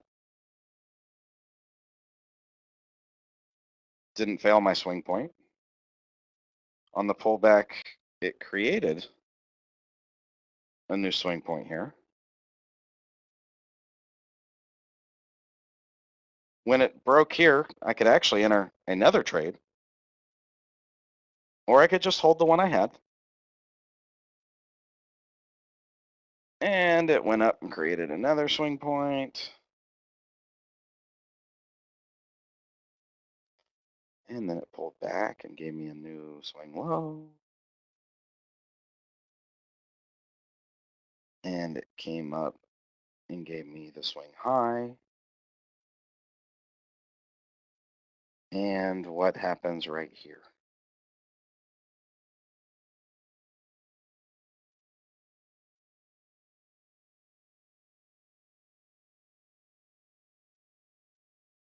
The line gets removed. What else gets removed?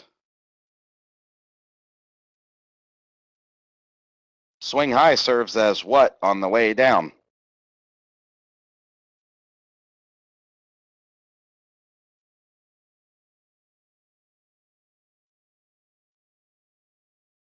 If a stock fails support, you should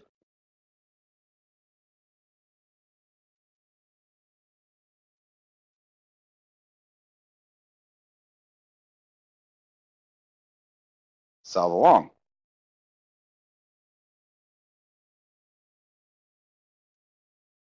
And when I sold the long, that doesn't mean you enter a short just because you sold the long. Now, I could have another long created if I broke above this line, right?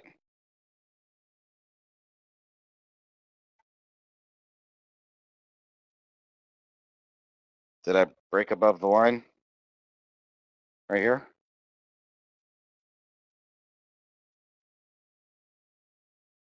Did I fail the support right here?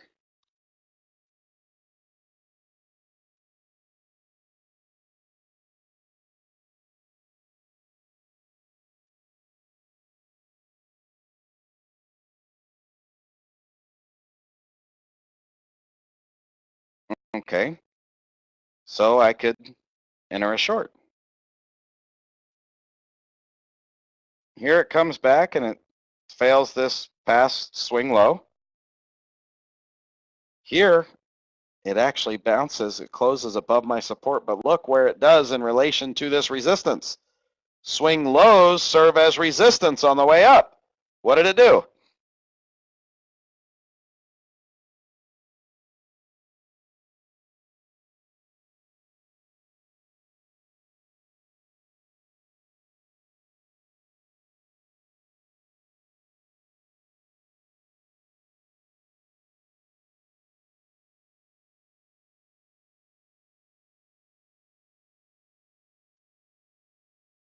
Look at it.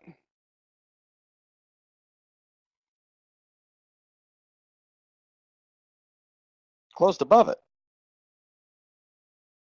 What would you do with your...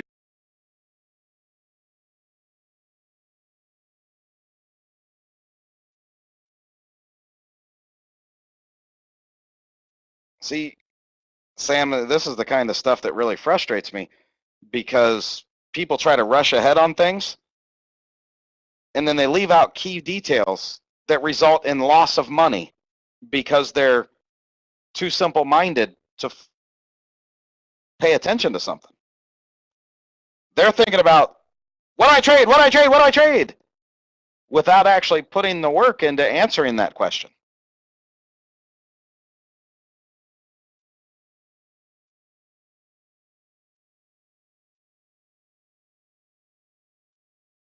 Now here you could have entered calls, but more than likely you might not have if you didn't enter puts here.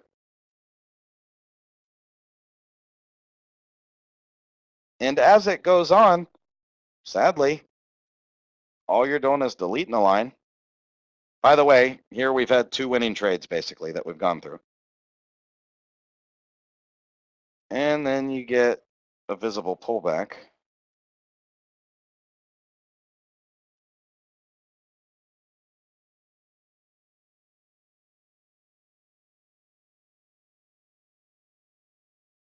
That goes up and pulls back from it, but right here fails the line. What does that give you?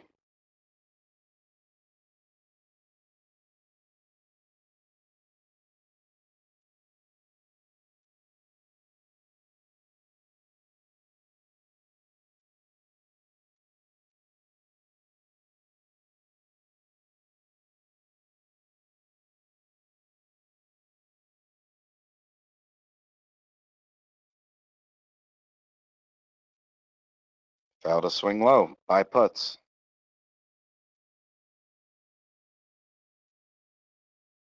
Now here, you still haven't made a positive move from this support.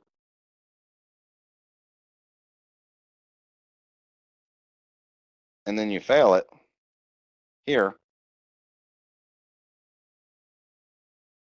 Bouncing off a swing low, that matters for nothing. It would have been one thing like when we had a swing high here and we actually bounced off of it and then crossed back above a swing low. Did we do that on this green candle?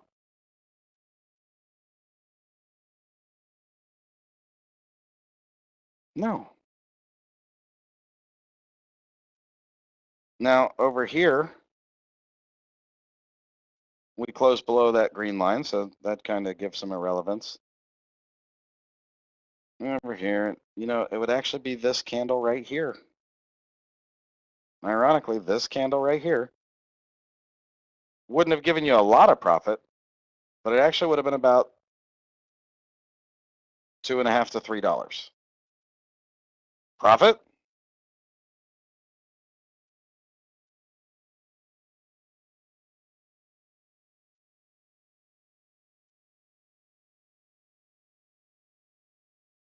I think so.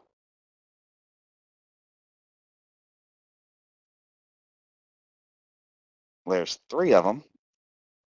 And you also have this line getting deleted.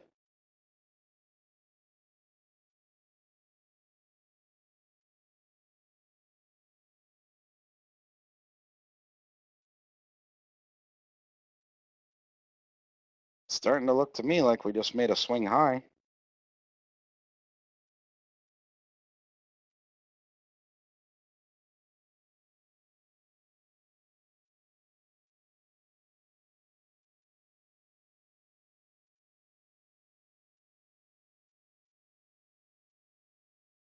After that big up move, I already know I would have had a red line right there. Which would have left this as what?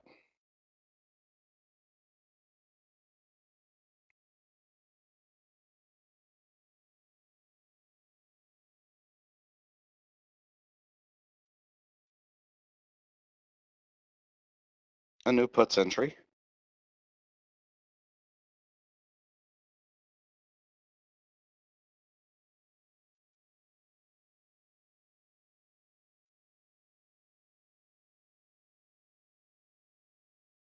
I'm sorry, actually, you would have had this right here. And what would you have done with that puts entry right there?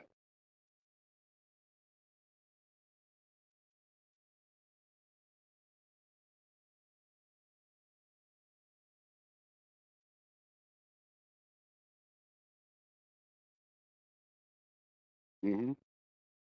Now, chances are, even though there's a 60-cent move,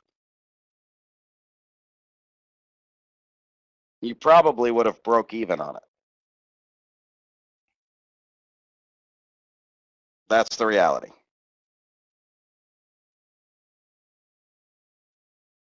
And we'd want to delete this line.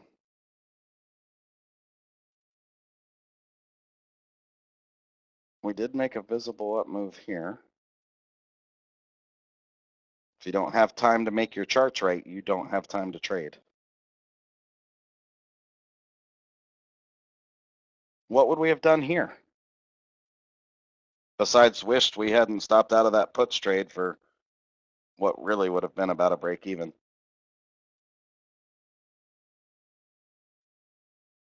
What are we going to do here?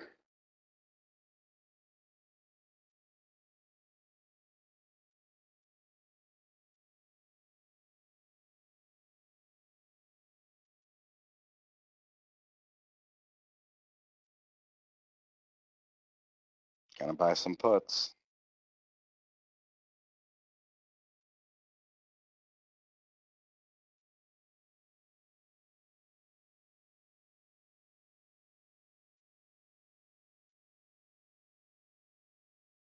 It kind of looks like an up move that I had to put one of these on.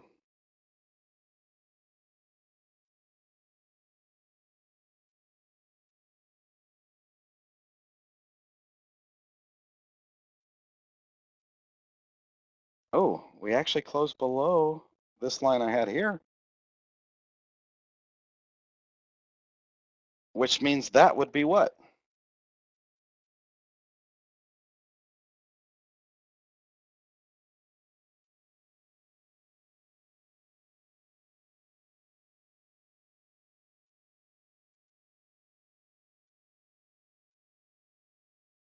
If we closed below that line here,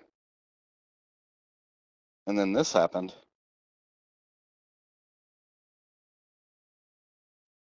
if the line no longer exists,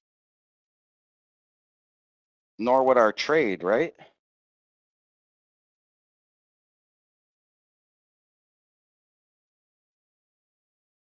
Oh, shoot.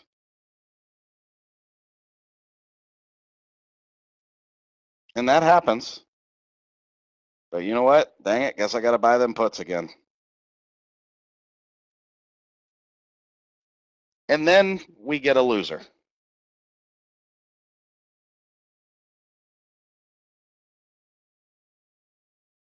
Now, this is where a lot of people go, I'm not trading that AAL anymore.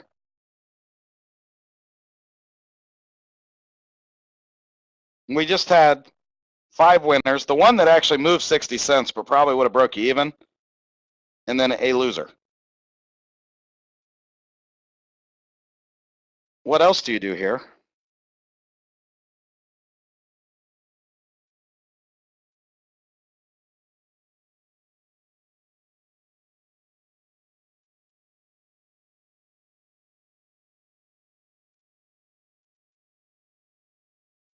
The answer is you would have bought calls and then probably stopped out of them fairly quickly.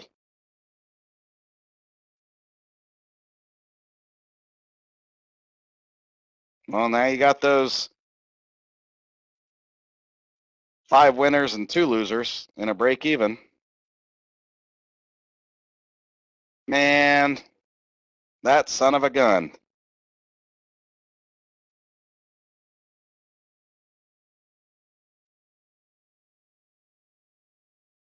But hey, this puts play you would have bought here.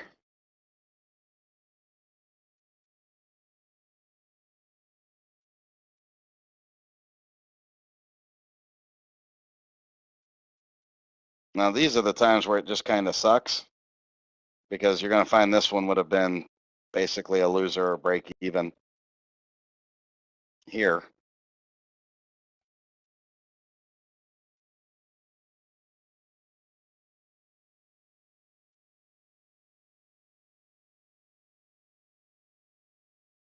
What do you got to do here?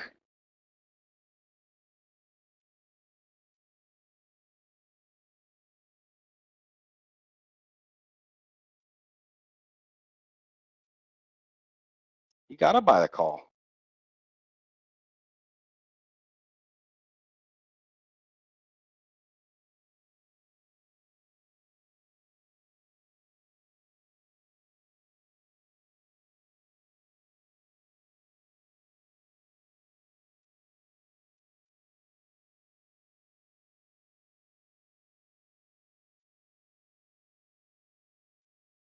I don't mind that one that kind of had me up a lot and then I kind of like broke even on it. I don't mind that one no more. And what am I going to do here? The first time it actually clearly made a bearish move from a swing high.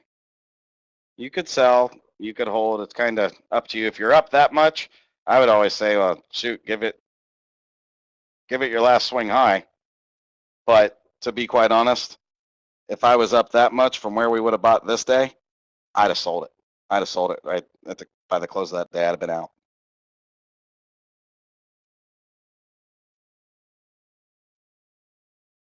Even though right there, I probably would have had to buy back. Now, if you did nothing, you're just in that one. So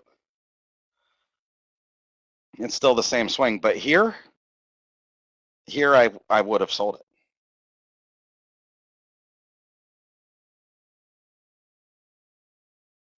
Now, right here, I would have sold it for a few reasons.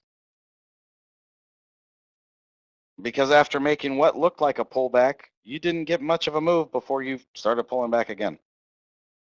Plus, by that point, you're up like $10. Stock's up like 25%, which isn't too shabby if you know anything about stocks, especially since that was just a couple weeks.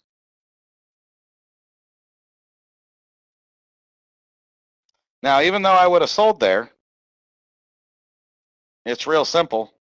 That's the line it pulled back from. That's the line it has to break. Okay, well, I guess I got to get those calls again. Now, this is where it can be a pain because you would have developed a high on this consolidation right here.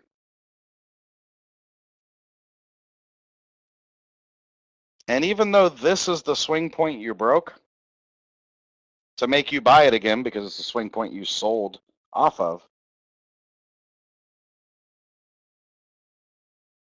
this will be the swing point that you want to use as your stop. You might use the prior existing swing points for your buys, but for your stops, you've got to use your current move.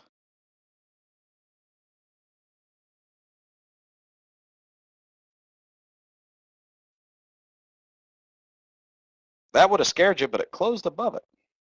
But there it didn't. So here you're going to kind of be feeling like crap. It's like, man, I just had that big move. I still love this stock, but it just made me feel bad because it made me buy again, and now I had to stop out. And that's where a lot of people will quit trading that stock. Unbeknownst to them, there's more benefit in continuing to trade it. Let me tell you why. You know, you get a $10 move on that, 25% move on stock. Options are going to do very, very well, by the way. On top of that, it helps your psyche a little bit when you can say, man, yeah, I just lost 30% on a trade, but after making 600 on one, is it that big of a deal?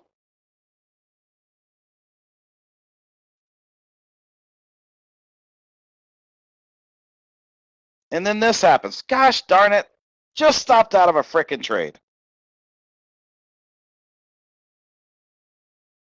Now, I will tell you, just based on how I trade, I ain't buying that if I'm doing swing points. If I'm doing the 50-50 system, yes, I'm not talking about that right now. I'm not buying that on swing points. Darn thing gapped up $2 and ran another $3. $2. If it come down and hit that swing point, I might buy it again. Otherwise, I gotta watch.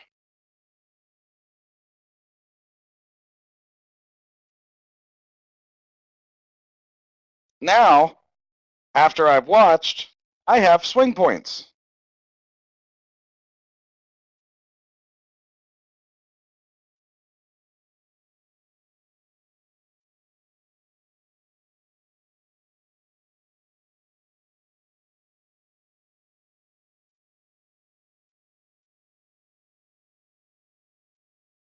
It's doing everything it can to tick me off, huh?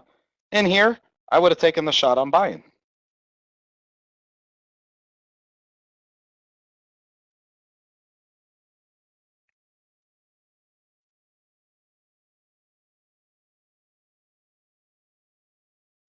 Finally, clearly making a pullback. Everybody understands why I'm on the bottom of a red candle, right? Does everybody understand why I just put that line on the bottom of a red candle?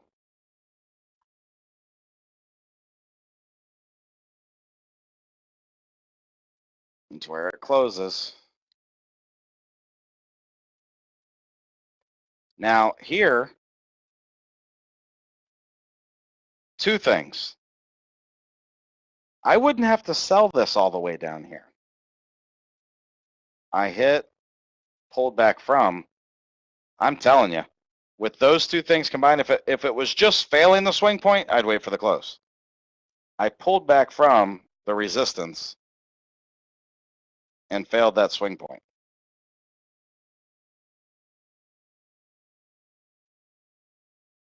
That's simple. You're putting a line, you're trading either above it or below it. When a new line goes on, you're either, if you're in calls, you're trading for above that line. If you're in puts, you're trading for below that line. Now, the good thing is, in that particular case, on this one, would I have probably entered puts? Yes, because it did two different things. It pulled back from the resistance and did that. But because I wasn't consistent in explaining that before, we won't even factor that into our numbers for this little walkthrough.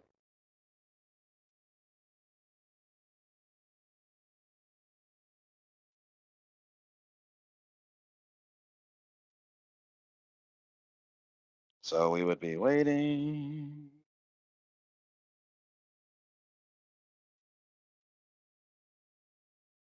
Oh, I guess we're going to take calls. Now, right there, we're going to be a little bit ticked. You know, we caught a couple big moves on it, up and down. And then we had a little gain, but man, since it's been up here, this is where our losses have been. 3 trade losses, 2 break evens, 8 winners so far.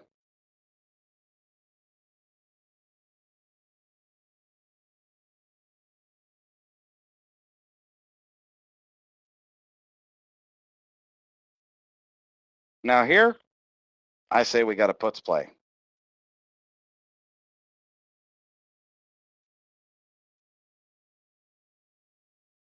And here, sadly, once again, it's going to piss you off.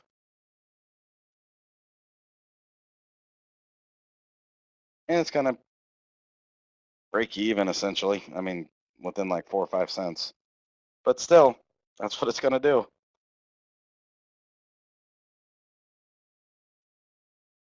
And the son of a gun wants to do it again. Well, you know what? You'll never know what you can do with the trade system unless you're studying and following what it would have told you to do day for day. Said to buy puts again. So we got to buy puts. Right now we got 8 winners, 2 break evens, and 3 losses. And then guess what? We're going to have another loss. 4 losses now. So it's not looking so good, but we got to get through the whole 1-year time frame on the chart.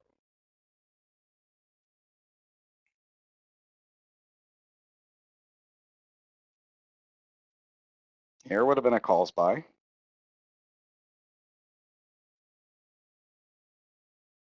That would have, again, made you mad. So, man, now we're starting to get to a time where it's not looking as enjoyable.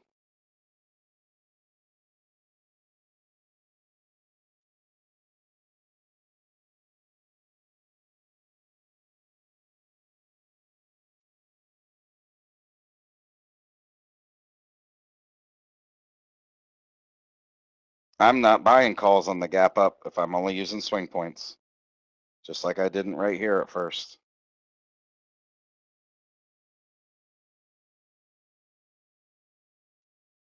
Oh, wow. If I would have bought calls, that'd be where I'd sell them. Hit right at that swing point, pulled back from it.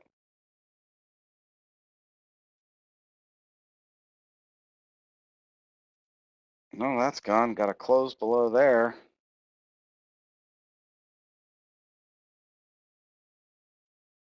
I guess I got a swing low point now.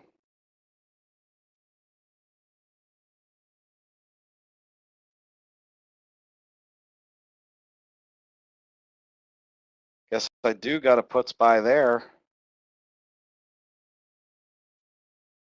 It'd be up right now, but do I know if it's going to be a winner yet?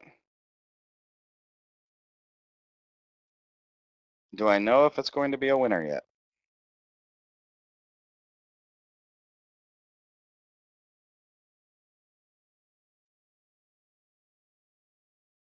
And actually, you might not have even bought it because of the gap. So now we would have had like 8 wins, 5 losses, 2 break evens. Is that really good?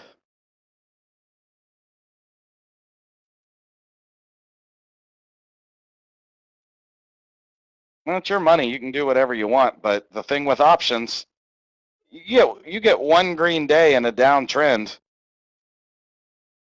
you're going to hit a trailing stop, even though the stock might not have done anything to actually make you not want to be in that position. I mean, as you study the stock, you'll find out more of what you can do with it. But for me, I don't use trail stops on everything. I actually use very few stop orders because I know that, man, my stock can make a green day or two. And, if I'd have bought puts right there, these couple green days wouldn't have hurt me. And, man, I would have been glad I kept in the stayed in the trade.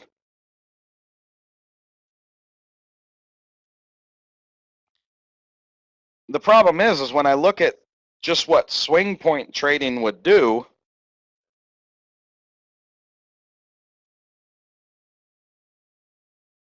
there was a couple big winners, and people get enamored by, man, big winners. I remember this one time I traded it this way and it was a big winner, and 2 years later you've lost all your winnings from that one trade because you're just dumbfounded on the fact that that's how you should trade it. Now, if you were maybe going to look at the 50-50 system to see how it would do with the swing points, what do you think that's going to require?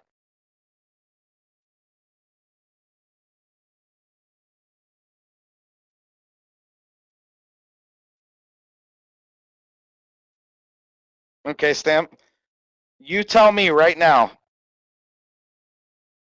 how much AAL has to move for me to hit a 50% limit sell every single time.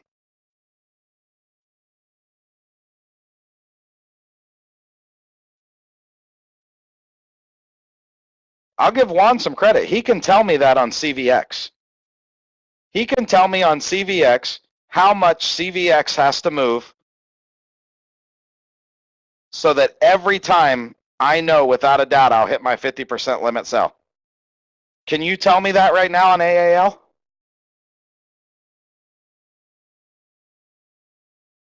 So to know if the 50-50 system would be effective, you would actually need to study it for a while under the conditions of a 50-50 trade, monitoring the price of the options and seeing if they reach a price that would give you a sell, right?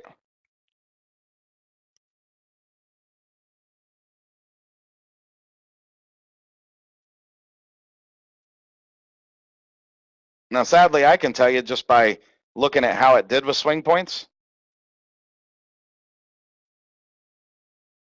the 50-50 system is going to sell you short on every one of the nice winners it had by selling at too small of a gain for half. And probably even hitting your trail stop, even when you didn't need to stop out. And you probably would have had the same losers.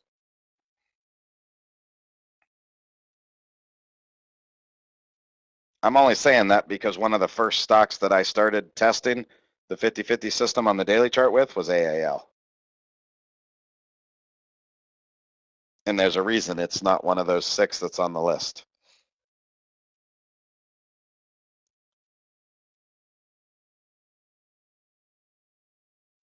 You know, if I take the time to go through and do a chart study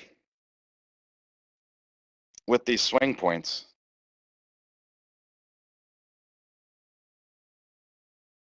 what do you think is going to be important for me to put in my notes about it?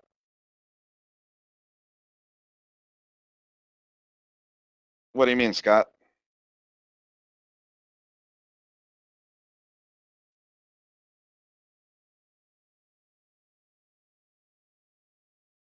Do I have a rule that I use?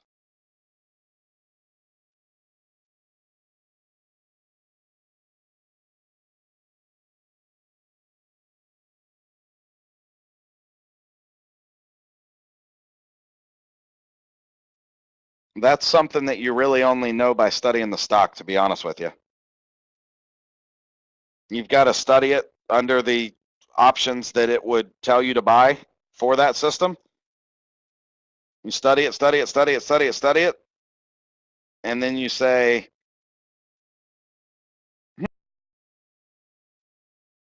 that wouldn't have been too bad on that one. I guess that's how I'll start trading it. I can tell you this, there's no trading system that you can just slap on any chart and say it's going to work. The way I test them, I put it was part of my little project account. Gonna do that on AAL. Dang, I did not like the results. Had a couple big ones in it, but the big ones I had were cut way short.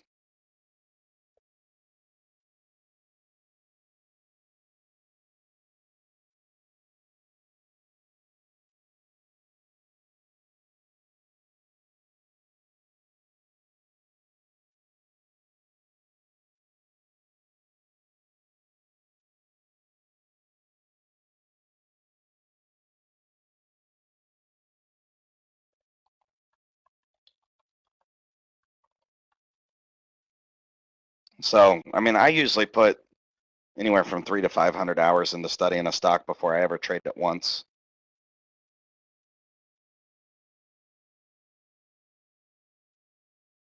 And then by the time I trade it, I mean, I'm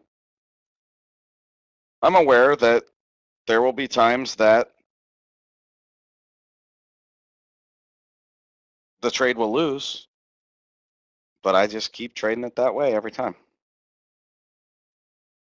I can just tell you on AAL, I didn't like the results enough of every trade to want to do the 50-50 system on it.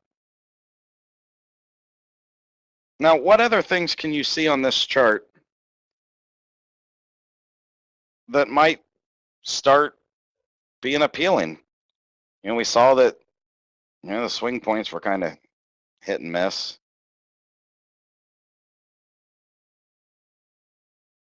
There was more hit than miss, but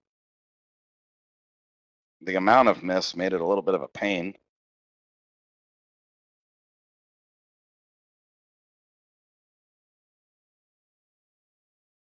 So what else can you maybe see?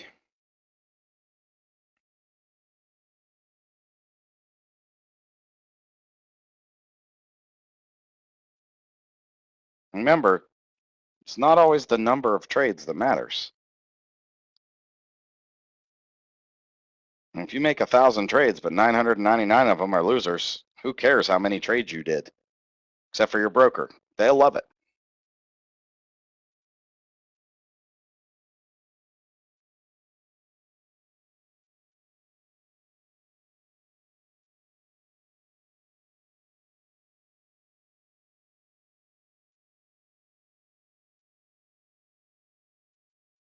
Okay, let's look at it with some channels.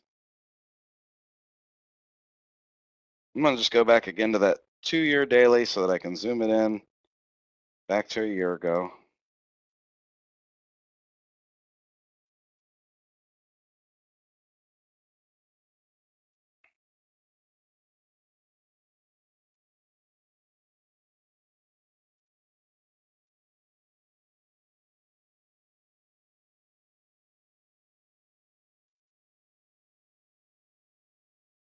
So to be able to properly make a channel, I have to allow an up and a down move. So I would have had this. And as it moved up off of it, I could have made a buy. And I would have sold when it failed it for about $1.50 move. Actually, no, about $2 move. That wouldn't be that bad. Okay, well, now that it's failed that channel, that's gone. Well, I got these tops to go off of. So now I'm waiting on my bottom line. Hey, why are you going up? Shoot, you're going up. You're supposed to come down to my channel. Well, that sucks. So wouldn't have even got that trade.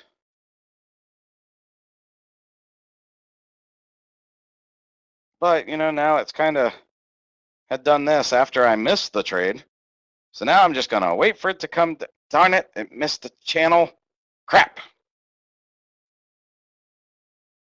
Well, we still got one good trade in it. Well, it's starting to go up. So I just want to take a chance now. So we buy. Doesn't even get to where your sell point is. And shoot. Well, that channel didn't work. Okay, let's just guess and make up another channel point right over here. And okay, you probably could have got in here and down there. Made a little trade. And then once it failed that one channel, you'd had to delete it. And then you'd had this up there. You don't really want to play calls in a down channel because you can just go sideways until reaching the top channel line. That can be tough. It's happened many times before.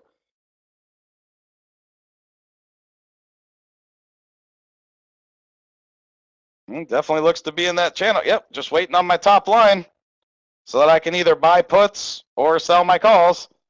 Man, by the time it hits that top line, I'm probably going to be down on this. Well, that didn't help me none. It never gave me really a time to buy puts because it didn't hit my channel. And if I'm using channels, I have to use them properly.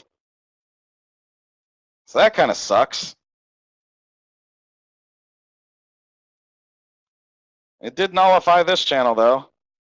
So let me try to make up some more random points. Well, the last time I didn't want to play calls in a down channel. So I probably don't want to play calls now in the down channel. Oh, shoot, it just broke that channel. Well, now I got to wait for an up and a down move. It's got to make an up and a down move to get a new channel.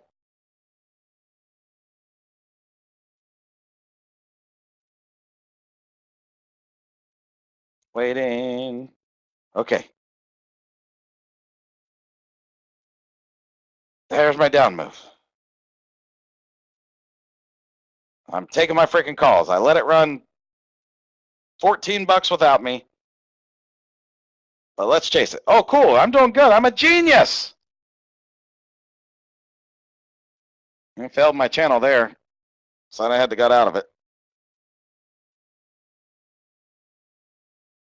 Hey, we got a winning trade. Failed my channel, so now I'm waiting.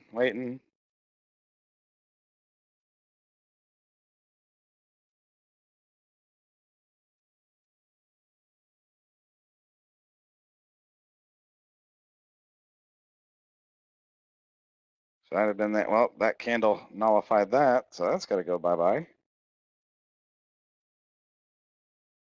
Maybe it'll give me something like this now that it went up so much. Nope, that one went bye-bye.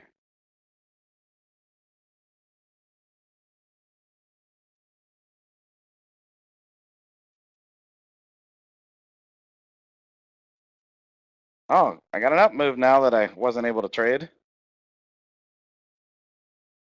Oh, but here's a down move. Okay, now it's starting to go up. So we use the last low. Got through here. Okay. Buying my calls. Oh, that time I'd have to say you did it. Got 2 winning trades so far.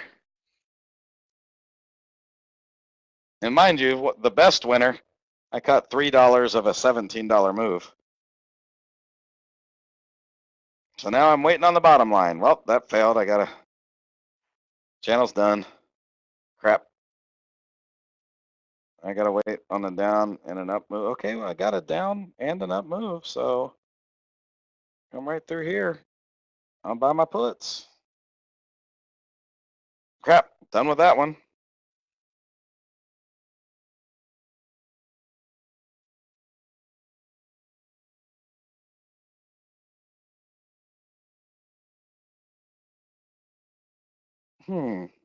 Starting to go down. That looks like a lower high, so okay, we'll do this. Grab my puts.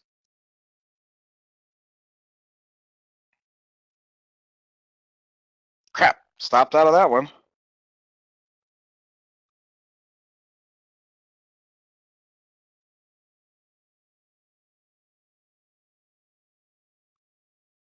Well, I guess I'll just try this one. Oh, okay, it went above my channel. And there it went below it, so I guess there'd have been a little bit of a winner.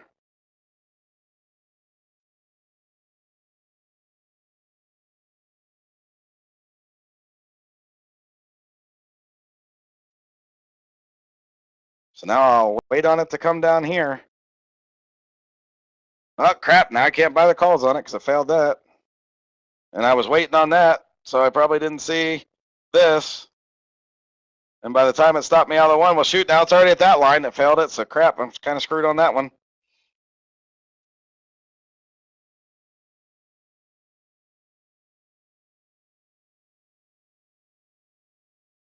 Man, that didn't work. Not for trading. Now, if you would have just done this and just invested in it, hey, that would have worked. Hey, man, I got a point I can make a channel off of, and it goes up here. Yeah, I'll buy it, and you're still holding. That's not trading.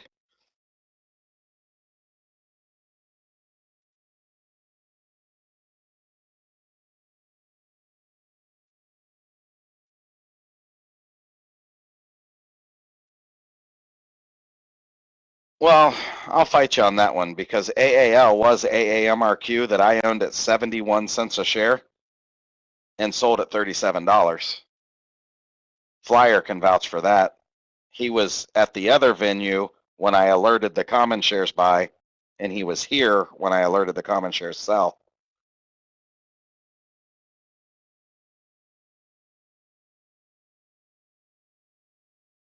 So what do you got now? Kind of been through about everything, haven't we?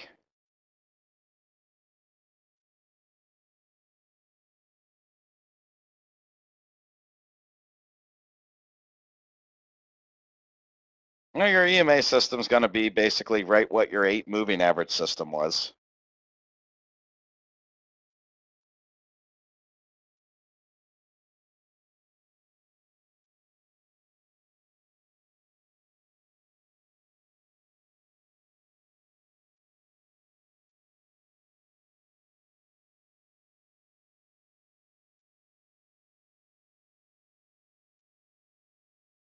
Well, we haven't used any fib retracements.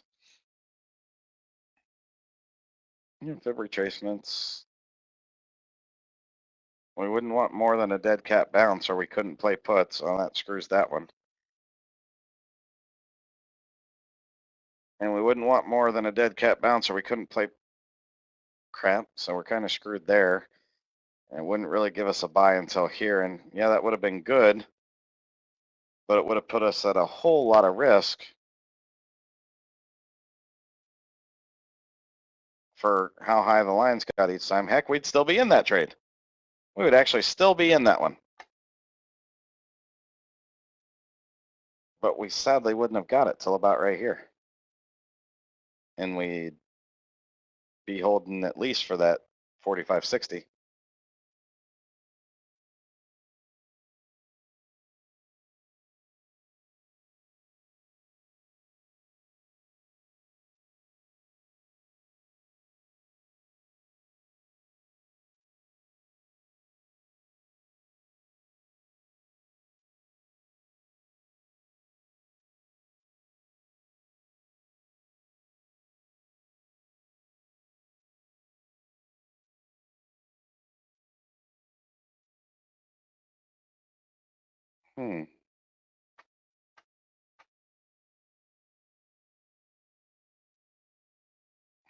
Sam.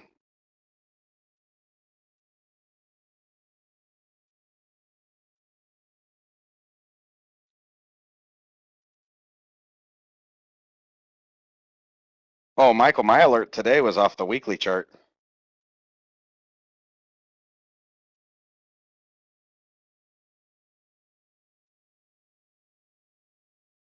Even back to its old AAMRQ days, this was a great weekly swing point chart.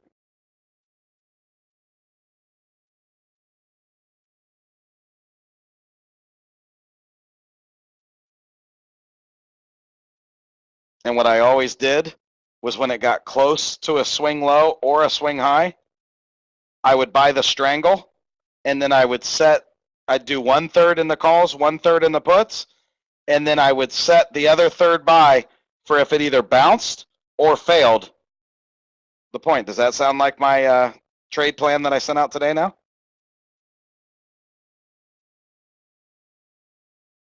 Huh.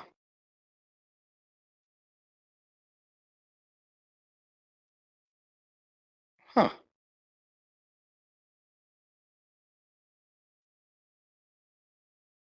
So back to the daily chart. I understand fib extensions. I understand those indicators. I understand channels. I understand swing points.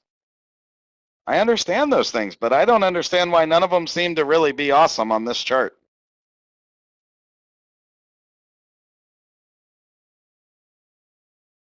So what do you think?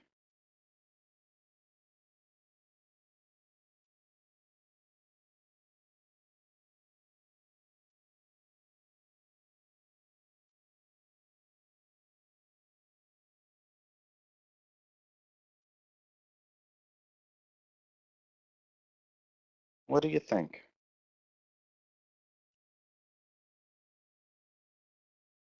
Sam, that's the best answer you've ever given me.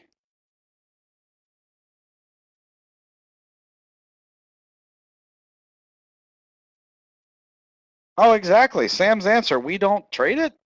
Question mark. I got a lot of doubt. I'm not confident in what I just said. If I can't find something that makes me confident in, oh yeah, I got to trade this every time it does it. Did you get that feeling about anything we walk through? I have got to trade this every time it does it. I mean, I didn't even get the feeling where the winners were so much better than the losers that it was worth sucking up the losers.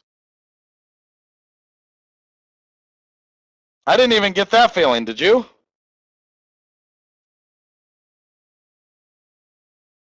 I got the feeling that at least that daily chart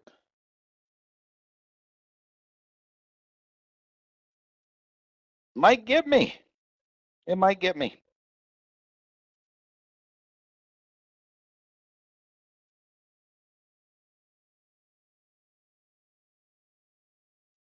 Unless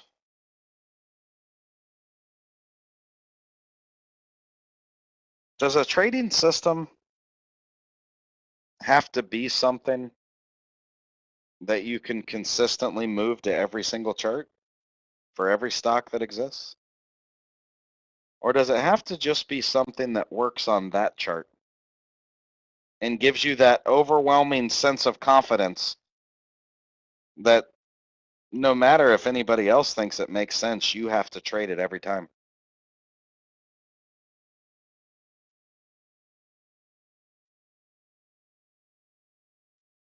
I've got a good friend that does a lot of AAL trading. You want to see his trading system for it?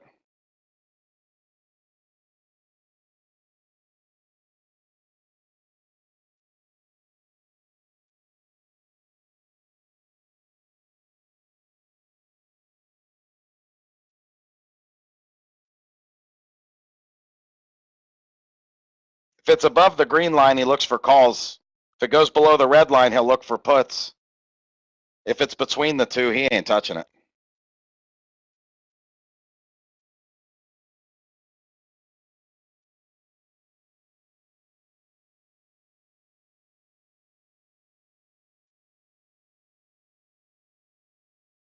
Well, it worked pretty good except for when he held puts all the way up to here. But that was one loser.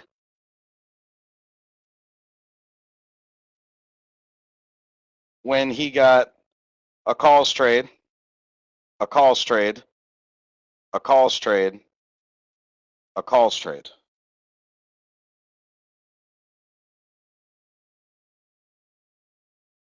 One loser.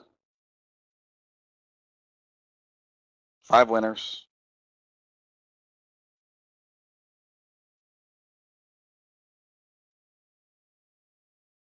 Oh yeah, he's a good friend of mine. I talk to him about AAL all the time.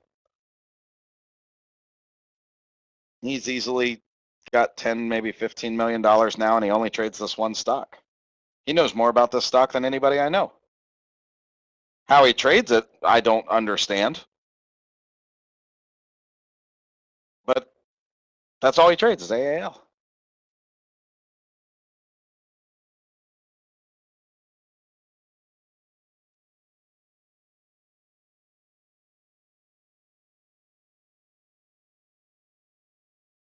Well, here's the funny thing. They change all the time, Tammy. But see, like, he'll go to a 5-minute chart. He'll kind of look at it for a second and say, you know what? If I play calls above that line and puts it below that line, I'll probably make money.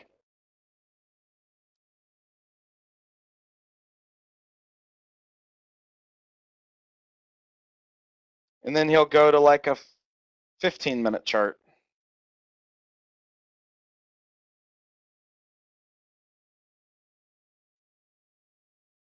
And he'll say,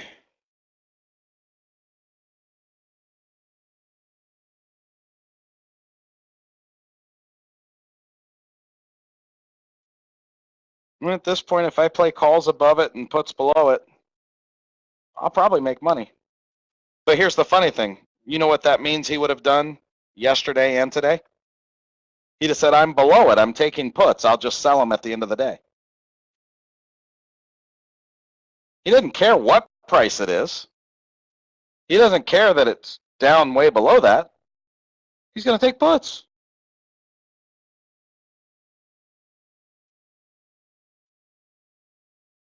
but he's more dependent on actually using his daily chart to day trade it. Why would I say that? Well, let's think. Count the number of green days above the green line. 1, 2, 3, 4, 5, 6, 7, 8, 9, 10, 11, 12, 13, 14, 15, 16, 17, 18, 19, 20, 21, 22, 23, 24, 25, 26, 27, 28, 29, 30, 31, 32, 33. I'm not counting dojis. 34, 35, 36, 37, 38, 39, 40, 41, 42, 43, 44, 45, 46. Red candles 1, 2, 3, 4, 5, 6, 7, 8, 9, 10, 11, 12, 13, 14, 15, 16, 17, 18, 19, 20, 21, 22, 23, 24, 25, 26, 27, 28, 39, 40. 46 green candles, 40 red candles. But he applies a simple rule for it. He trades next week 50 cents out of the money.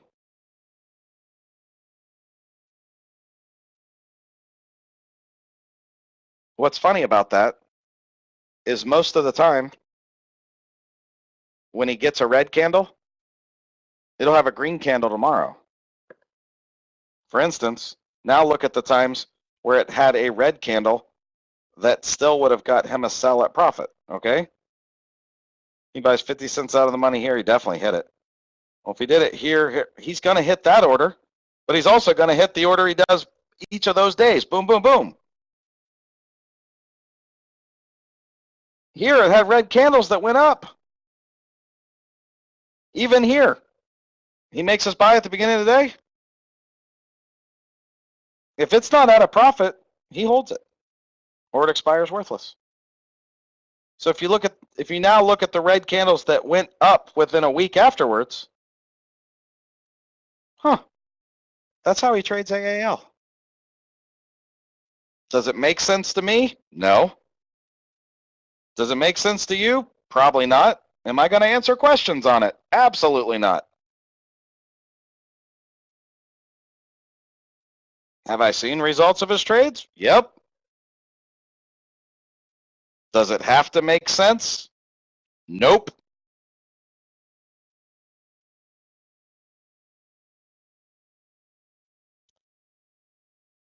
And that's my lead in to what you actually might find that can make AAL a swing point chart. Oh, I don't know what he started at, Tammy. I met him about 3 years ago. I was in a chat room that costs about $12,500 a month to be a member of. And you had to have a minimum of a $200,000 account. So that's when I met him. Yeah, here was the cool thing about that chat room, Sam. It was capped at 30 people. And they told you exactly what to buy and exactly what to sell. And if you didn't do it exactly when they told it, you lost your membership because they had 150 people on a waiting list.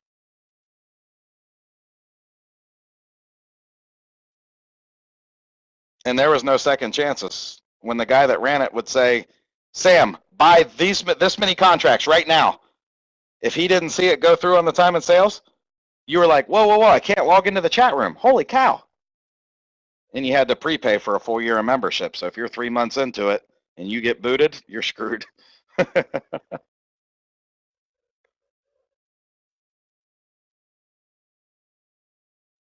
So, yeah.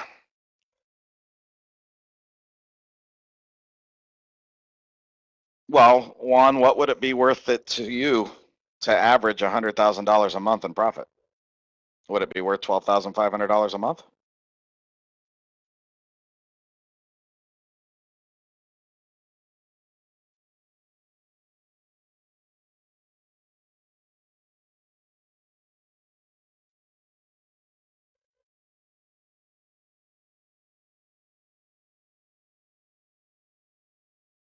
I was there for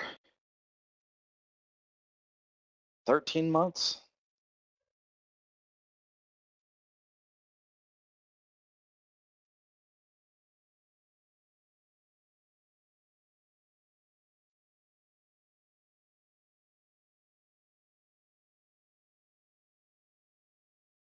Yeah, Leonard, it was actually primarily penny stocks that it was used for. And it was very synchronized and choreographed. And you know what? On this trade, you might be the sucker that's buying everybody else's shares. But on the next trade, you'll be the first one to get to buy. And if you don't buy everybody else's shares this trade, you're out.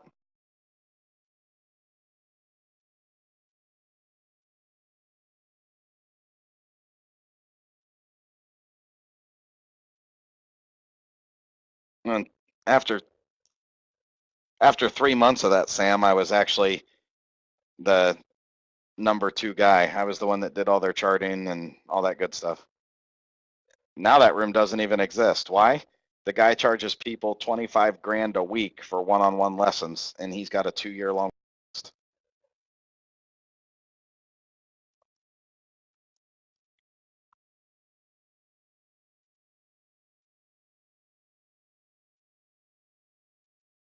So anyway, leading into what I was talking about with, it doesn't always have to make sense, but it could still work.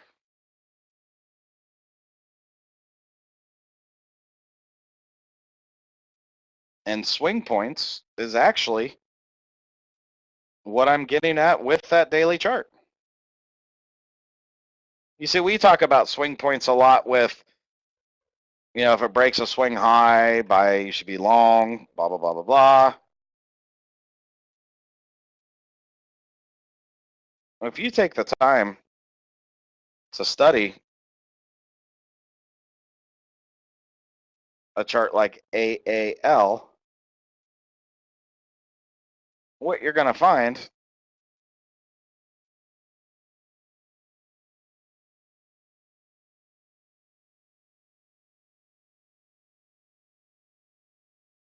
is that you're not going to trade it like you would trade any other swing points.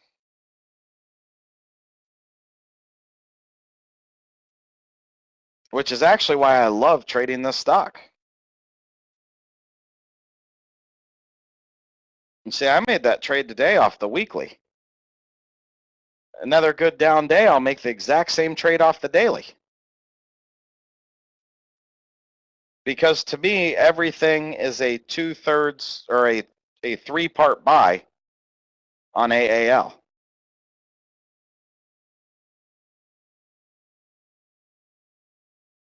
And at a line, you can enter your strangle. And on the break of the line, you buy the final 1/3 position in the other side.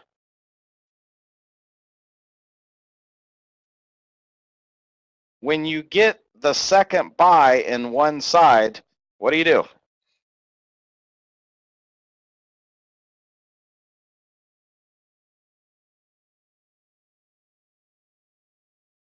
You enter a sell order, good till canceled, limit for 100% on half your contracts.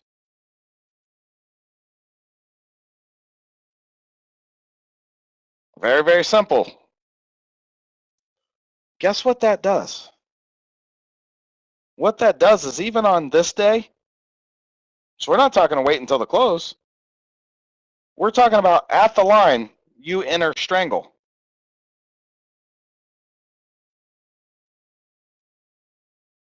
$2.12 on the average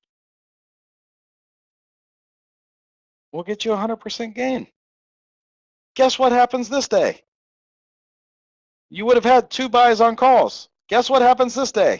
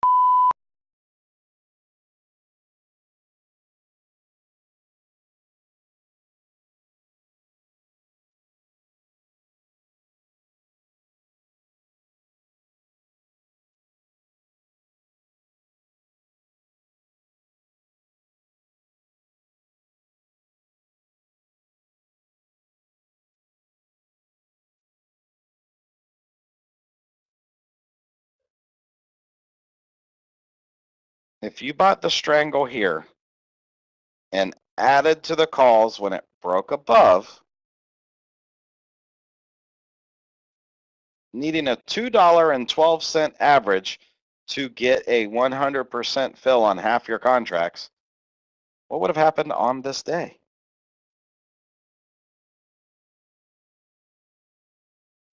You just sold half, right?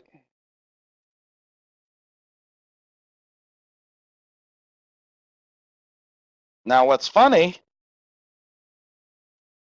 notice when this line, this was a W retest. Now you actually mark it as a swing low. So what happens here at this line? Because it went up, you'd have this line marked again. Then it gaps down this day. What happens here at this line?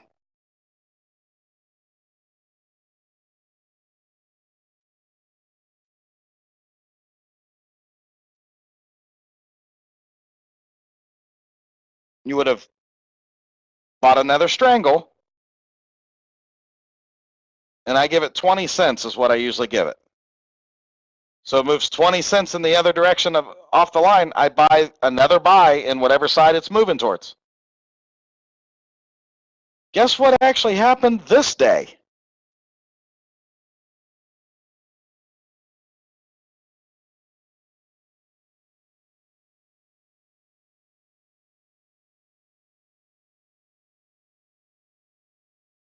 Not even when it gapped down yesterday, but Friday.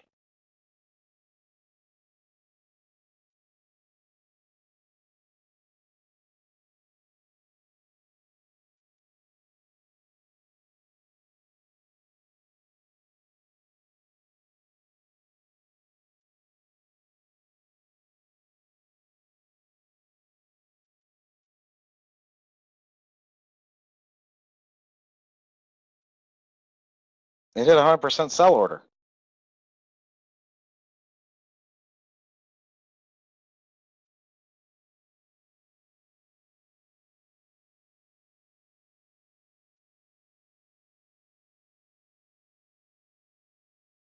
Now, if it comes down to this line,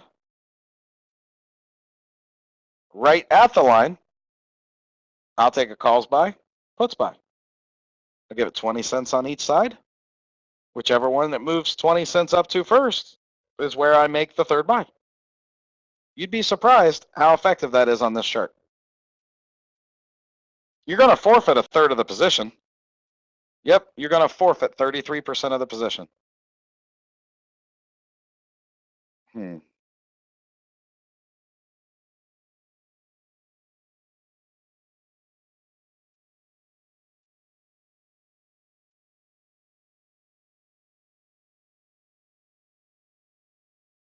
And the only other thing I do is the side of it that I only get one buy on, I actually set a good till canceled sell order at 200%. Any clue why?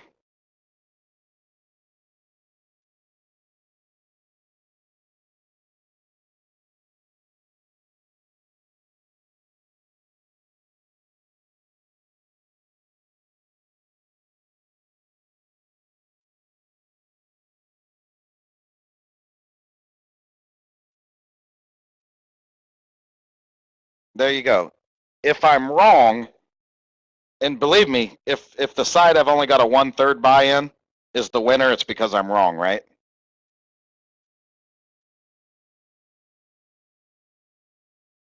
So if I'm wrong and can just break even, I'm actually pretty happy. Now the funny thing is, when I said something about how it would have been 2 buys on calls here, 1 buy on puts, yesterday the 200% order hit on that 1 puts buy, and then it went up.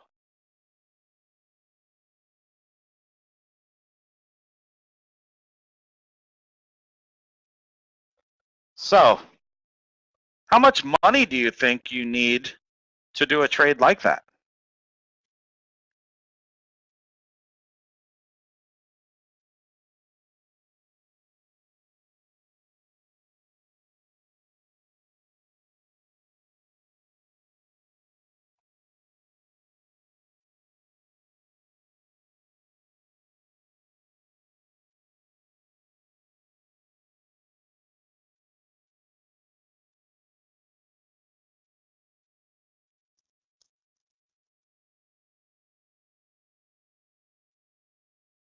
You guys were way beyond me. I was going to say you could probably do it for as little as $300.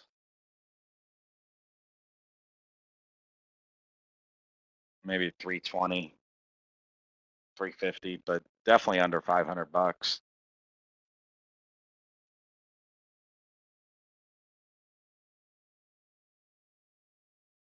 Would be the minimum. You know, we'll say 350 to $500.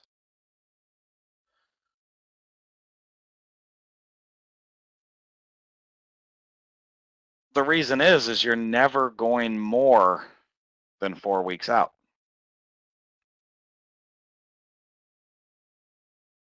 Which means if you were doing it off the daily chart, would you even be playing the May 15th expiration yet?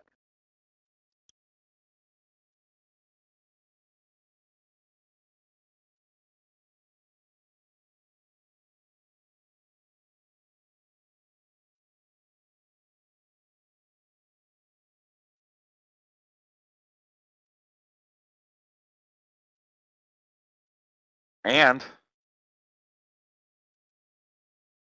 here's the crappy thing though. I only play the monthly. What does that mean for the expiration week on the monthly? Like next week is the week the April monthly expires.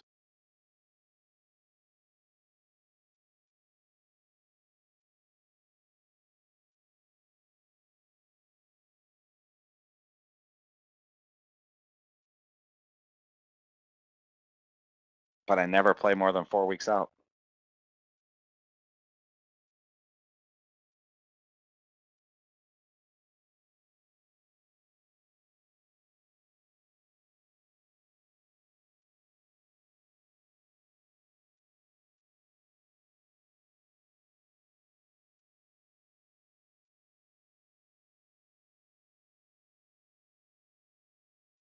No, just see if you guys can figure it out.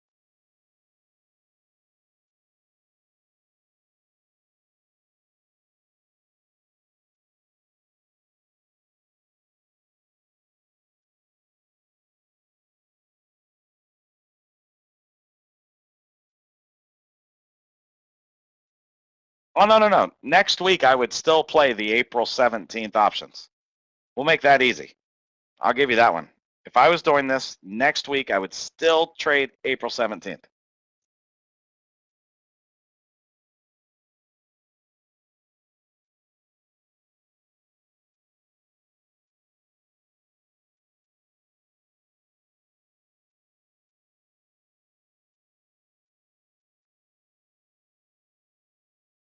And I'd never trade more than $1 out of the money.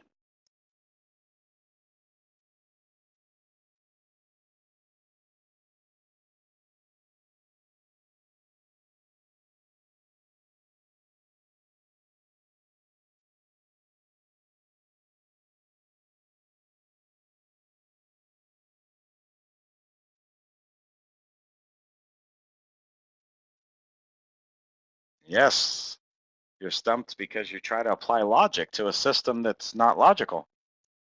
You see, after the April 17th contracts expire, so that following week, you're going to see your May 15th options being $1 out of the money are going to cost about $1.40 to $1.55.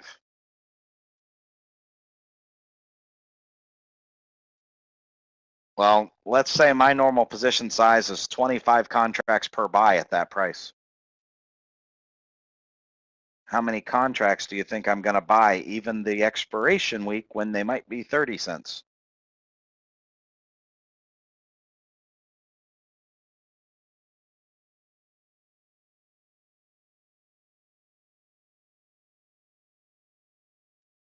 If I buy 25 contracts the first week of it at $1.50, how many am I going to buy at 30 cents? 25. You're exactly right. I actually run this position with the same number of contracts each time. Does it have to make sense?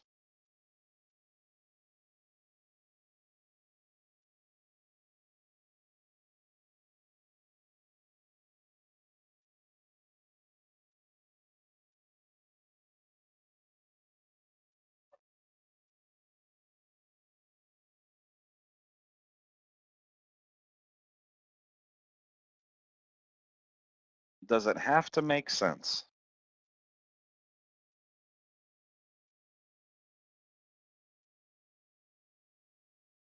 Not if it works, right?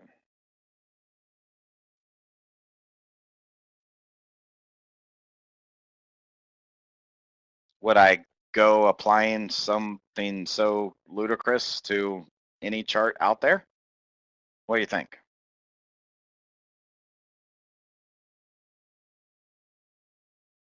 Absolutely not. I absolutely would not go throw something like this on every chart out there.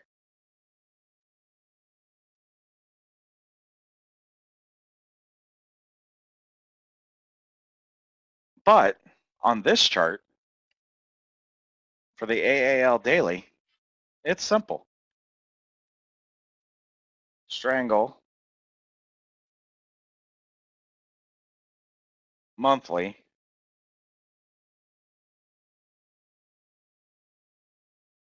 $1 OTM max,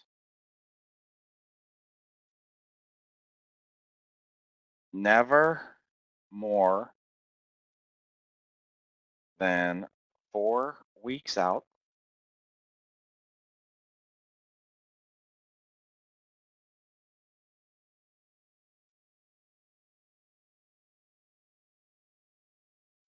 One third by calls, one third by puts,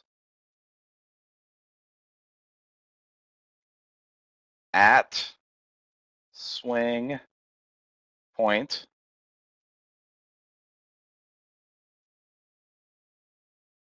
add 1/3 buy with 20-cent move from swing point.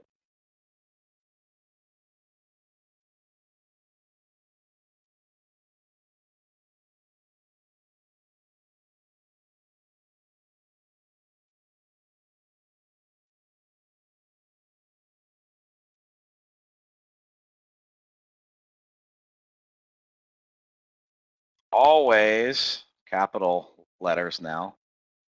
Same number of contracts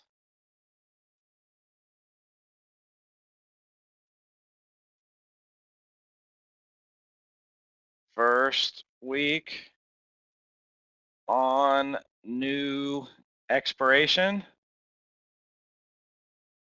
as last week on the expiration. Meaning, if I buy 25 contracts first time, if I buy 2 contracts first time, buying 2 contracts expiration week. One time I might pay $1.50, one time I might pay 20 cents.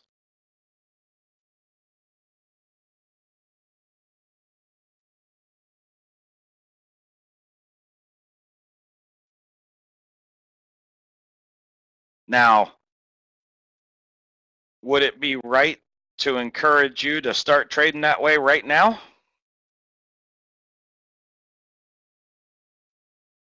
Hey, just believe me on something that doesn't make any sense to you, but I just told you it would work.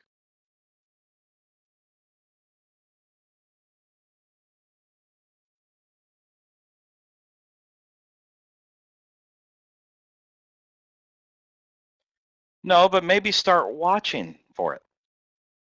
The cool thing is the same system works on the weekly chart, except for you skip to the next monthly. So like right now, I'd be trading the May monthly. As soon as the April monthly goes away, I got to move out to the June monthly.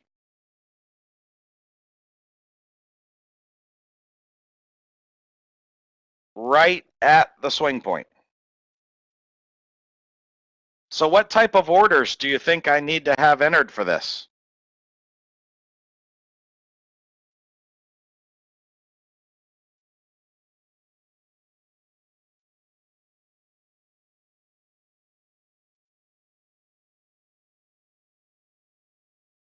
It's a conditional orders trade.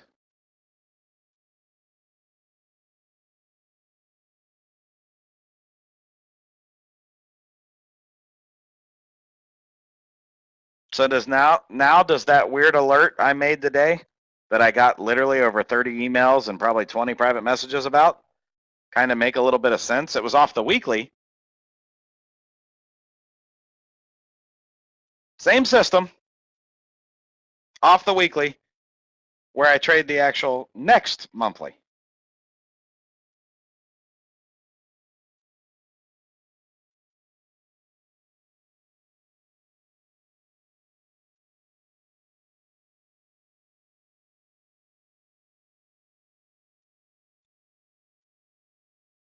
Here was that alert.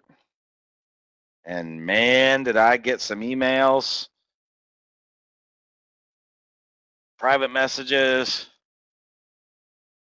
One guy that's a member that's a close friend actually called my house, and I wasn't even home.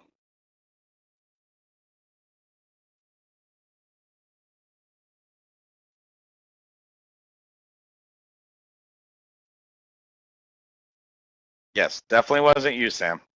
We knew that as soon as I said it was a close friend. Dang, I'm good.